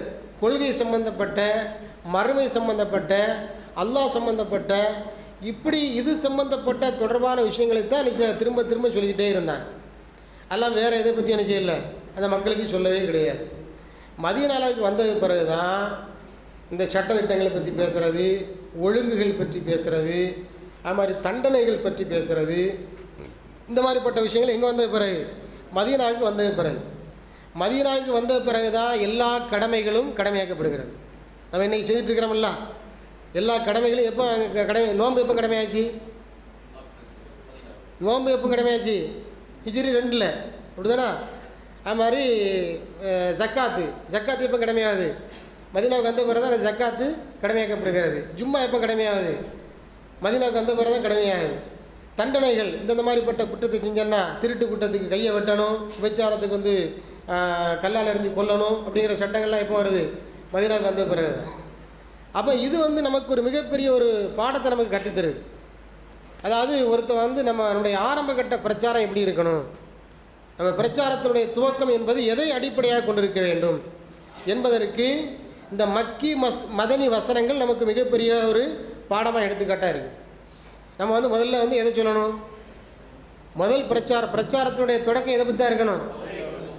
தௌஹீத், ஏகத்துவம், கொள்கையை பற்றி, மறுமையை பற்றி, இறைவனை பற்றி, இதை பற்றி தான் முதல் பிரச்சாரம் இருக்கணும். அதுக்கு பிறகு தான் நிச்சயம் மற்ற கடமைகளை பற்றி பிரச்சாரம் இருக்கணும். அப்படிங்கிற ஒரு பெரிய விஷயத்தை நினைச்சு நமக்கு சொல்லி காமிக்கும். சரி, மக்கி வசனங்கள் எது, மதனி வசனங்கள் எது அப்படிங்கிறத கண்டுபிடிக்கிறதுக்கு சில வழிமுறைகளை உலமா பெருமக்கள் அவங்க சொல்லி கொடுத்துருக்குறாங்க. அதில் சில வழிமுறைகள் நான் உங்களுக்கு சொல்லித்தர்றேன், அதை நோட் பண்ணிக்கிடுங்க. அது என்ன அப்படின்னு சொன்னால், மக்கி வசனங்களில் இந்த தாவா சம்பந்தமாக வரக்கூடிய பெரும்பகுதி வசனங்கள் மக்கி வசனங்களாக தான் இருக்கும். தாவா சம்பந்தப்பட்ட வசனங்கள் இருக்கு இல்லையா, பிரச்சாரம், ஏகத்துவ பிரச்சாரம், அழைப்பு பணி தொடர்பாக வரக்கூடிய பெரும்பகுதி வசனங்கள் மக்கி வசனங்களாக தான் இருக்கு. 100% அப்படித்தான் இருக்குன்னு சொல்ல முடியாது, ஆனால் பெரும்பகுதி வசனங்கள் அப்படித்தான் இருக்கு. ரெண்டாவது, மறுமை தொடர்பாக வரக்கூடிய வசனங்கள், பொறுமை சம்பந்தமாக வரக்கூடிய வசனங்கள், பொறுமையாக இருங்க, அதான் எதிரிகளால் ஏற்படக்கூடிய பிரச்சனைகளை சகிச்சுக்கிடுங்க, தாங்கிக்கிடுங்க, நீ எதிர்த்து சண்டை போடாதீங்க, பொறுமையாக இருங்க அப்படிங்கிற தொடர்பான வசனங்கள் எல்லாமே என்னதான்? மக்கி வசனங்கள் தான். அதான் ஹிஜ்ரத்துக்கு முன்னால் அருளப்பட்ட வசனங்கள். அப்புறமாட்டு இந்த சில குறிப்பிட்ட இந்த வார்த்தை அமைப்புகளை பார்த்தீங்கன்னு சொன்னால், வார்த்தை அமைப்புகள் இருக்குல்ல, இந்த வார்த்தை அமைப்புகளை பார்த்தீங்கன்னு சொன்னால் அந்த வார்த்தை அமைப்புகளை வச்சு இது மக்கி வசனம் தான் கண்டுபிடிச்சிக்கலாம். இப்போ உதாரணமாக இந்த பின்னால் இருக்கக்கூடிய குர்ஆனுடைய பிந்திய பகுதியில் இருக்கக்கூடிய இந்த சூறாக்கள் இருக்கு இல்லையா, அதில் வரக்கூடிய வார்த்தைகளை பார்த்தீங்கன்னா ரொம்ப வல்லின வார்த்தைகளாக இருக்குது. ரொம்ப வல்லின வார்த்தைகளாக, மெல்லின வார்த்தைகளாக இருக்காது. இதா துக்கத்தில் நடந்து தக்கன் தக்கா அப்படின்னு வரும், கல்லா அப்படின்னு வரும். இந்த கல் அல் காரியா துமல் காரியா, ஏன்னா ஓத தெரியாதவங்களுக்கு எல்லாம் ஒரே மாதிரி தான் இருக்கும். குர்ஆன் அறவே ஓத தெரியாமல் இருக்கிறாங்களே, அவங்களுக்கு எல்லாம் ஒரே மாதிரி தான் இருக்கும். குர்ஆன் யாருக்கு முறையாக ஓத தெரியுமோ அவங்களுக்கு அந்த வித்தியாசம் என்ன செய்யும் தெரியும். இந்த மாதிரி புஸ்தத்தில் ஜுபால் பஸ்தன் பஸ்தா அப்படின்னு வருது இல்லையா, இந்த மாதிரிப்பட்ட அதாவது நெஞ்சில் ஓங்கி இடிக்கிற மாதிரி இருக்குது அந்த வார்த்தைகள். அந்த வார்த்தைகளை நம்ம பயன்படுத்த ஷேக் அப்படி நிறைய வார்த்தைகள் இருக்குல்ல குரானில். அந்த மாதிரிப்பட்ட வார்த்தைகள் எப்படி இருக்குன்னா நெஞ்சில் ஓங்கி இடிக்கிற மாதிரி இருக்கும். அப்போ அந்த மாதிரி அழுத்தம் கூடுதலான வார்த்தைகளாக இருக்கும். அடுத்த மாதிரி கல்லா அப்படிங்கிற கல்லா இருக்கு இல்லையா, கல்லா அப்படி அதுக்காண்டி கல்லா வரக்கூடிய வசனங்கள் எல்லாமே அப்படித்தான் இருக்கணுங்கிறதில்ல. அதாவது பெரும்பகுதி அடையாளப்படுத்துறதுக்காக வித்தியாசப்படுத்துறதுக்காக அறிஞர் பெருமக்கள் ஆய்வு செய்து சொல்லி தந்திருக்கக்கூடிய சில அடையாளங்கள் இது. அது மாதிரி மதனி வசனங்களை பார்த்தீங்கன்னு சொன்னால் அதில் அந்த ஜிஹாதை பற்றி பேசப்பட்டிருக்கு. ஜிஹாத் இருக்குல்ல, இந்த எதிரிகள்கிட்ட வந்து போர் செய்கிறதை பற்றி வரக்கூடிய வசனங்கள், அது தொடர்பான வசனங்கள் வந்து மதனி வசனங்களாக தான் இருக்கும். அது மாதிரி சட்டத்திட்டங்கள் தொடர்பான வசனங்கள் மதனி வசனங்களாக தான் இருக்கும். தண்டனைகள் பற்றி வரக்கூடிய குற்றவியல் தண்டனைகள் இருக்குதா இல்லையா, அது பற்றி பேசக்கூடிய விபச்சாரம் செய்கிறது அதுக்குரிய தண்டனை பற்றி, அது மாதிரி திருடுறது அதுக்குரிய தண்டனை பற்றி, இந்த மாதிரிப்பட்ட தண்டனை சட்டங்களை பற்றி பேசக்கூடிய வசனங்கள் மதனி வசனங்களாக தான் இருக்கும். அது மாதிரி முனாஃபிக்குகளை பற்றி பேசக்கூடிய வசனங்கள், முனாஃபிக் இருக்குல்ல, சூரத்துல் பக்கரா இருக்குல்ல, பக்கராவுடைய ஆரம்பத்தில் நிறைய வசனங்கள் யாரை பற்றி தான் பேசப்படுது, முனாஃபிக்களை பற்றி தான் பேசப்படுது. சூரத்துல் பக்கரா மக்கியா மதனியா, மதனி தானே, ஆமாம், அதில் வந்து முனாஃபிக்களை பற்றி தான் பேசப்படுது. அப்போ நீங்கள் வந்து ஷார்ட்டாக புரிஞ்சுக்கிடுங்க, இது பற்றி நிறைய விவரங்கள் இருக்குது, இவ்வளோ ஷார்ட்டாக புரிஞ்சுக்கிடுங்க. இப்போ நம்ம நாலாவதாக தெரிஞ்சிருக்கிற விஷயம் என்னது, குர்ஆனுடைய வசனங்கள் இரண்டாக பிரிக்கப்படுகிறது. ஒன்று மக்கி, இன்னொன்று மதனி. அப்போ மக்கின்னா என்னன்னு விளங்கணும், மக்காவில் அருளப்பட்டது மக்கி, மதீனாவில் அருளப்பட்டது மதனி என்றல்ல, அப்படி கிடையாது. ஹிஜ்ரத்துக்கு முன்னர் அருளப்பட்ட வசனங்கள் மக்கி, ஹிஜ்ரத்துக்கு பிறகு அருளப்பட்ட வசனங்கள் மதனி என்று நிச்சயம் விளங்கிக் கொள்ள வேண்டும். சரி சரி, அடுத்து அஞ்சாவதாக நீங்கள் தெரிந்து கொள்ளக்கூடிய பாடம் என்ன அப்படின்னு சொன்னால், இந்த குர்ஆனுடைய வசனங்களை பொறுத்தவரையில் அந்த வசனங்கள் எப்படி அருளப்பட்டிருக்கு அப்படின்னு சொன்னால், அதாவது சிறுக அருளப்பட்டிருக்கு. நான் வந்து காலத்துக்கு ஏற்ற மாதிரி, இடத்துக்கு ஏற்ற மாதிரி, சூழ்நிலைக்கு ஏற்ற மாதிரி சிறுக அருளப்பட்டிருக்கு. இந்த வசனங்கள் வந்து ரெண்டாக பிரிக்கிறாங்க. எப்படி பிரிக்கிறாங்கன்னு சொன்னால், அல்லாவா, அதாவது அல்லாஹுவாக இறைக்கருளக்கூடிய வசனங்கள், அல்லாஹுவாக இறைக்கருளக்கூடிய வசனங்கள், அதாவது இறைக்க அல்றதுக்கு எந்த தேவையும் இருக்காது. அதாவது யாரும் ஏதாவது ஒரு இன்சிடென்ட் ஏற்பட்டு அல்ல யாரோ ஒரு கேள்வி கேட்டு அதுக்காண்டி அருளப்பட்ட வசனங்களாக இருக்காது. ஏதாவது ஒரு இன்சிடென்ட், ஏதாவது ஒரு நிகழ்வு ஏற்பட்டிருக்கும், அது தொடர்பாக அல்லாஹ் நினச்சிருப்பான், அதுக்கு ஒரு தீர்வு சொல்கிற மாதிரி ஒரு வசனத்தை அருளி இருப்பான். அல்லது யாராவது ஒரு கேள்வி கேட்டிருப்பாங்க, அந்த கேள்விக்கு பதில் சொல்கிற மாதிரி அல்லாஹ் நினச்சி ஒரு வசனத்தை அருளி இருப்பான். இது ஒரு வகையான டைப். இன்னொரு வகையான டைப் இருக்குது என்னென்னா, இந்த ரெண்டுமே இல்லாமல் அல்லாவே நினச்சிருப்பான் வசனங்களை அருளியிருப்பான். அங்கே எந்த இன்சிடெண்ட்டும் எந்த நிகழ்வும் ஏற்பட்டிருக்காது, பிரச்சனைக்கு தீர்வு சொல்கிற மாதிரி எந்த ஒரு பிரச்சனையும் நடந்திருக்காது. அது இல்லாமலேயே அதில் யாரும் எந்த கேள்வியும் கேட்டிருக்க மாட்டாங்க, அது இல்லாமலே அல்லாவே நினச்சிருப்பான் வசனங்களை அருளியிருப்பான். இது ஒரு வகையான டைப். அப்போ மொத்தம் எத்தனை டைப் வகையான வசனங்கள் இருக்குது, ரெண்டு டைப். ஏன்னா இதில் முதல் டைப் இருக்குது பாருங்கள், அதான் ஏதாவது ஒரு நிகழ்வு ஏற்பட்டிருக்கும், அதில் ஏதாவது யாராவது கேள்வி கேட்டிருப்பாங்க. இந்த மாதிரி இது தொடர்பாக இறங்கி வரக்கூடிய வசனங்களை வந்து எப்படி சொல்கிறாங்கன்னு சொன்னால், வரலாற்று பின்னணி கொண்ட வசனங்கள் என்று சொல்கிறாங்க. அதுக்கு வந்து ஒரு சபப் நுசூல் என்று சொல்லுவார்கள். என்ன சொல்லுவாங்க, சபப்னா என்ன அர்த்தம், சபப்னா காரணம், நுசூல்னா இறங்குறது, வசனம் இறங்குறது. அப்போ சபப் நுசூல்னா வசனம் இறங்கியதற்கான காரணம். இப்படி காரணம் உள்ள வசனங்கள் என்று சில வசனங்கள் இருக்கு. அதான் ஏதாவது ஒரு சம்பவம் நடந்திருக்கும், ஏதாவது ஒரு கேள்வி கேட்டிருப்பாங்க, அதனால் அந்த வசனம் அருளப்பட்டிருக்கும். அப்போ அதுக்கு பின்னால் என்ன இருக்கும், ஒரு காரணம் இருக்கும். அந்த வசனம் இறங்கியதற்கான காரணம் இருக்கும். காரணம் இருந்து அதற்காக அருளப்பட்ட காரண வசனங்கள் என்ன, அப்படி சில வசனங்கள் இருக்குது. காரணம் இல்லாமலேயே அல்லாஹ்வா அருளிய வசனங்கள் சிலது இருக்குது. புரிஞ்சவங்களுக்கு. ஆனால் குர்ஆனில் உள்ள எல்லா வசனங்களுக்கும் சபப் நுஸூல் கிடையாது. குர்ஆனில் உள்ள எல்லா வசனங்களுக்கும் சபப் நுஸூல் கிடையாது. நல்லா புரிஞ்சுக்கணும். ஏன்னு சொன்னால், அப்படின்னு சில பேர் சில கித்தாபெல்லாம் தோற்று வச்சிருக்கிறாங்க. சில பேர் சில புத்தகங்கள் அரபியில் தான் இருக்குது. எப்படி தோற்று வச்சிருக்கிறாங்க, எல்லா வசனத்துக்கும் காரணம் சபப் நுஸூல். இந்த வசனம் இந்த காரணத்தினால் இறங்கிச்சு, இந்த வசனம் இந்த காரணத்தினால் இறங்கிச்சு அப்படின்னு சொல்லி எல்லாத்தையும் எழுதி வச்சிருக்கிறான். ஆனால் அதெல்லாம் இட்டுக்கட்டப்பட்ட செய்திகள், அதெல்லாம் ஆதாரபூர்வமான செய்திகள் கிடையாது. ஆதாரபூர்வமாக காரணத்தோடு இறங்கிய வசனங்கள் என்று சொல்வதாக இருந்தால் விரல் விட்டு எண்ணிடலாம். குறிப்பிட்ட சில வசனங்கள் தான் அப்படி அருளப்பட்டிருக்கிறது. பெரும்பகுதி வசனங்கள் இப்படி தான் அருளப்பட்டிருக்கு. காரணமே இல்லாமல், ரீசனே இல்லாமல், அதுக்குரிய எந்த இன்சிடென்ட்டும் ஏற்படாமல், யார் எந்த கேள்வி கேட்காம அல்லாஹ் தான் நினைச்சிருக்கிறான் அந்த வசனங்களை அருளி இருக்கிறான். அதனால குர்ஆனில் இருக்கக்கூடிய எல்லா வசனங்களும் என்ன செய்யக்கூடாது, காரணங்களை போய் என்ன செய்யக்கூடாது, தேடிக்கொண்டிருக்கக்கூடாது. இதை நீங்கள் கவனத்தில் எடுக்கணும். உதாரணமாக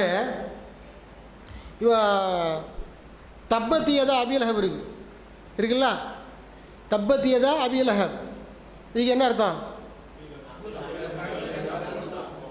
அபூலஹப் அழியட்டுமாக அப்படின்னு அர்த்தம். அபூலஹபை சபித்து அருளப்பட்ட ஒரு அத்தியாயம். இந்த அத்தியாயத்திற்கு பின்னால காரணம் இருக்கா இல்லையா? இருக்கு.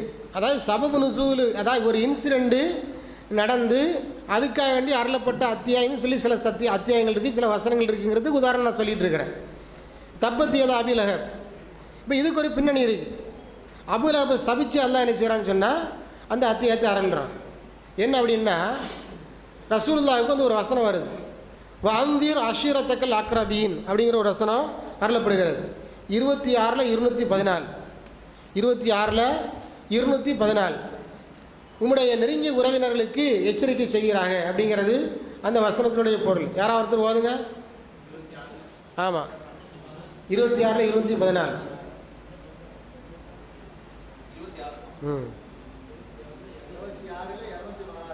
214 14 இருக்கா? وأنذر عشيرتك الأقربين இருக்கா?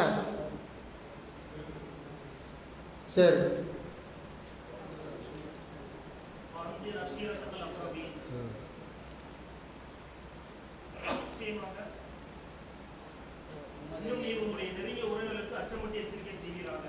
அப்படின்னு வசனம் வருது.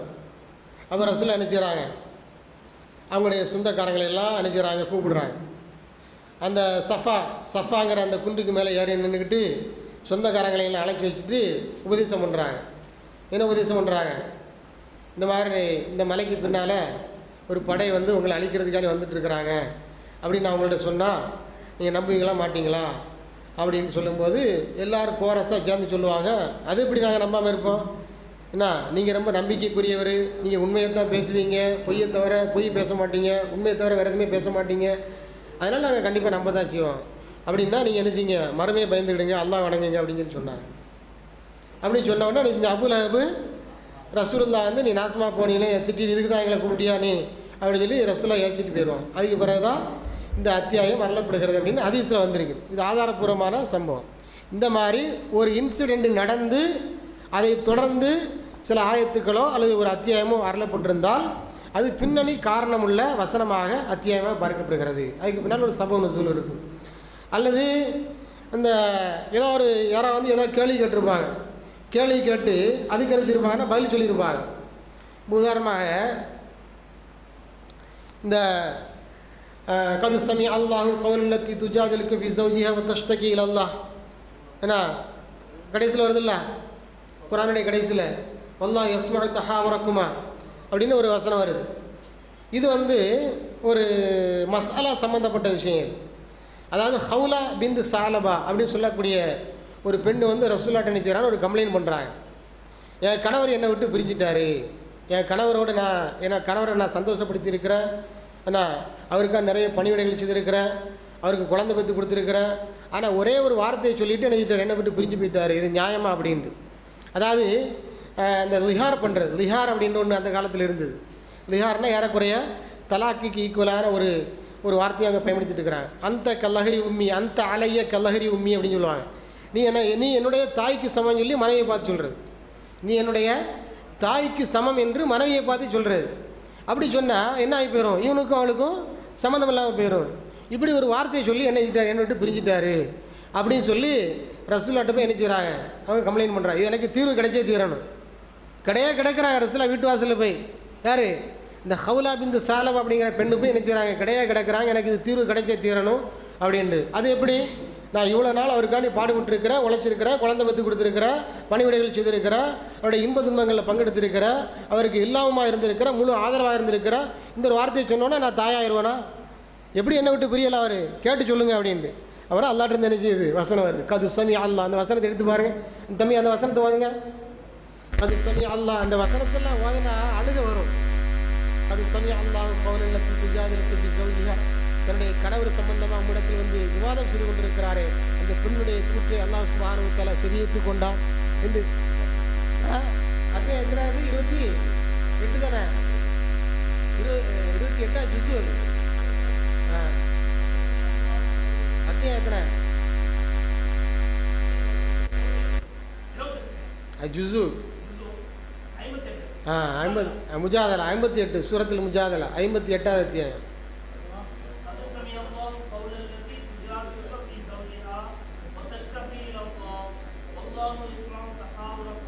அது பொருளை படிங்க, அது பொருளை படிங்க.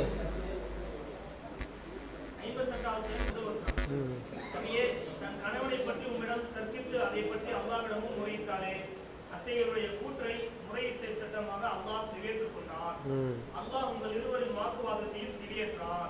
நிச்சயமா அல்லாஹ் மிக செவியேற்கிறவன், அனைத்தையும் பார்க்கிறவன். உங்களில் தம் மனைவியை தாய்க்கு ஒப்பிட்டு நீ என் மீது என் தாயை போன்றவள் என கூறிவிடுகிறார்களே, அத்தகையோ ஒப்பிட்டு கூறப்பட்ட மனைவியரான அவர்கள் ஒப்பிட்டு கூறிய அவர்களுடைய தாய்மார்கள் அல்ல. அதாவது இப்படி சொன்ன உடனே மனைவி தாயார மாட்டா, அதெல்லாம் எடுபடாது, செல்லுபடியாகாது, திரும்ப சேர்ந்து வாழணும் அப்படின்னு சொல்லி எல்லாம் நினைக்கிறான். அந்த பெண்ணினுடைய கோரிக்கை ஏற்று நினைக்கிறான், தீர்ப்பு சொல்றான். அப்போ அந்த பெண்ணினுடைய கோரிக்கைக்காக, கேள்விக்காக, தனக்கு எழுந்த ஒரு சந்தேகத்திற்கு தீர்வு சொல்லணும் அப்படிங்கிறதுக்காக வேண்டி அல்லாஹ் சுப்ஹானஹு வ தஆலா அருளிய வசனம். இப்போ இதுக்கு என்ன இருக்கு? சபபு நுஸூல் இருக்கு. அப்போ வந்து கேள்வி கேட்டு இறங்கிய வசனத்தையும் உன்னை காமிச்சிருக்கிறேன். ஒரு சம்பவம் நடந்து அதுக்காண்டி அருளப்பட்ட ஒரு அத்தியாயத்தை நான் உதாரணமாக காமிச்சிருக்கிறேன். இப்படியும் வசனங்கள் உண்டு, ஆனால் எல்லா வசனங்களும் இப்படி கிடையாது. ஆக இது வந்து இந்த உலுமுல் குர்ஆன்ல எத்தனாவது பாடம்? இது 5வது பாடம். இன்னும் நிறைய இருக்குது. இன்ஷா அல்லாஹ் இன்னொரு டைமில் இன்ஷா அல்லாஹ் தெரிஞ்சுக்கலாம். நான் நிறைய குறிப்புகள் எடுத்துகிட்டு வந்தேன், ஆனால் எல்லாத்தையும் போய் சொல்ல முடியாது. ஷேக் அவர்களும் பேசியிருக்கிறாங்க, வேறு நூறு முகமது பேசியிருக்கிறாரு, ஏன்னா மற்றபடி வேறு பேச்சாளர்கள் இன்ஷா அல்லாஹ் பொதுச் செயலாளர்கள் வந்து பேசியிருக்கிறாரு. நிறைய பேர் இருக்கிறாங்க, அவங்களுக்கும் டைம் கொடுக்கணும். அதனால் நான் நிறைய எடுத்துகிட்டு வந்து பேசுகிறதுக்காண்டி இன்ஷா அல்லாஹ் இன்னொரு தர்பியால் இதனுடைய மீதியை நம்ம இன்ஷா அல்லாஹ் பார்த்துக்கிடுவோம். இப்போ ஒரு ரீகேப் பண்ணிடுவோம் இன்ஷா அல்லாஹ், எல்லாருடைய ஞாபகத்தில் வரணுங்கிறதுக்காண்டி. உலுமுல் குர்ஆன்ல வந்து நாம் 5 விஷயம் படிச்சிருக்கிறோம். முதல் விஷயம் என்ன படித்தோம்? வஹீன்னா என்ன அப்படிங்கிறத படித்தோம். 2வது என்ன படித்தோம்? குர்ஆன் அருளப்பட்ட விதம், அதாவது அது சிறுக சிறுக அருளப்பட்டது, ஏன் அவ்வாறு அருளப்பட்டது அப்படின்னு படித்தோம். 3வதாக குர்ஆன் தொகுக்கப்பட்ட வரலாறு, 3 காலகட்டத்தில் குர்ஆன் தொகுக்கப்பட்டிருக்கு அப்படின்னு படித்தோம். 4வதாக என்ன படித்தோம்? ஆமாம், வசனங்கள் 2ஆக பிரிக்கப்படும், மக்கி மதனி என்று 2ஆக பிரிக்கப்படுது அப்படின்னு. 5வது என்ன படிச்சிருக்கிறோம்? அதாவது குர்ஆனுக்கு வந்து சில வசனங்களுக்கு என்ன இருக்கு? சபபு நுஸூல் இருக்கு, பின்னணி காரணங்கள் சில வசனங்களுக்கு உண்டு, எல்லா வசனங்களுக்கும் கூட கிடையாது அப்படிங்கிறது தெரிஞ்சிருக்கிறோம். இன்ஷா அல்லாஹ் இதை கவனத்தில் எடுத்துக்கிடுங்க. இன்னும் நிறைய ஆய்வுகள் இருக்கிறது, அதையெல்லாம் தெரிஞ்சுக்கிட்டு நான் ஒரு அதாவது இன்னைக்கு குர்ஆன் ஓதுறதுல பொருள் தெரியல, தப்பு கிடையாது. ஒரு ஆயத்தை எடுத்து வச்சுட்டு பேசுறதா இருந்தால் இதெல்லாம் தெரிஞ்ச பிறதான் என்ன செய்யணும்? பேசணும். இல்லைன்னா என்ன செய்யக்கூடாது? சட்டுப்பட்டுன்னு பேசிடக்கூடாது. நானும் ஆய்வு பண்ண போகிறேன், நானும் விவாதிக்க போகிறேன் அப்படின்னு சொல்லிட்டு ஒரு ஆயத்தை எடுத்துட்டு விவாதிக்கிறது டக்குன்னு களத்தில் இறங்கிடக்கூடாது. இது சம்பந்தமான இதை சுற்றி இருக்கக்கூடிய நாளாகி விவரங்கள்லாம் தெரிஞ்சதுக்கு பிறகுதான் என்ன செய்யணும்? அதுக்குள்ளே இறங்கணும். அதாவது ஒரு முஃபஸ்ஸிராக, ஒரு ஆயத்தினுடைய விரிவுரையாளராக எப்போது ஒருத்தர் வர முடியும் அப்படின்னு சொன்னால் அவருக்கு 30க்கு மேற்பட்ட ஷரத்துகள் சொல்கிறாங்க. அதில் ஷரத்து இதில் அடங்குது. இந்த மாதிரிப்பட்ட இந்த 30க்கு மேற்பட்ட விஷயங்கள் ஒருத்தர் தெரிஞ்சுக்கிட்டா தான் ஒரு ஆயத்துக்கு அவர் நினைச்ச முடியும், விளக்கம் சொல்ல முடியும் அப்படின்னு சொல்கிறாங்க.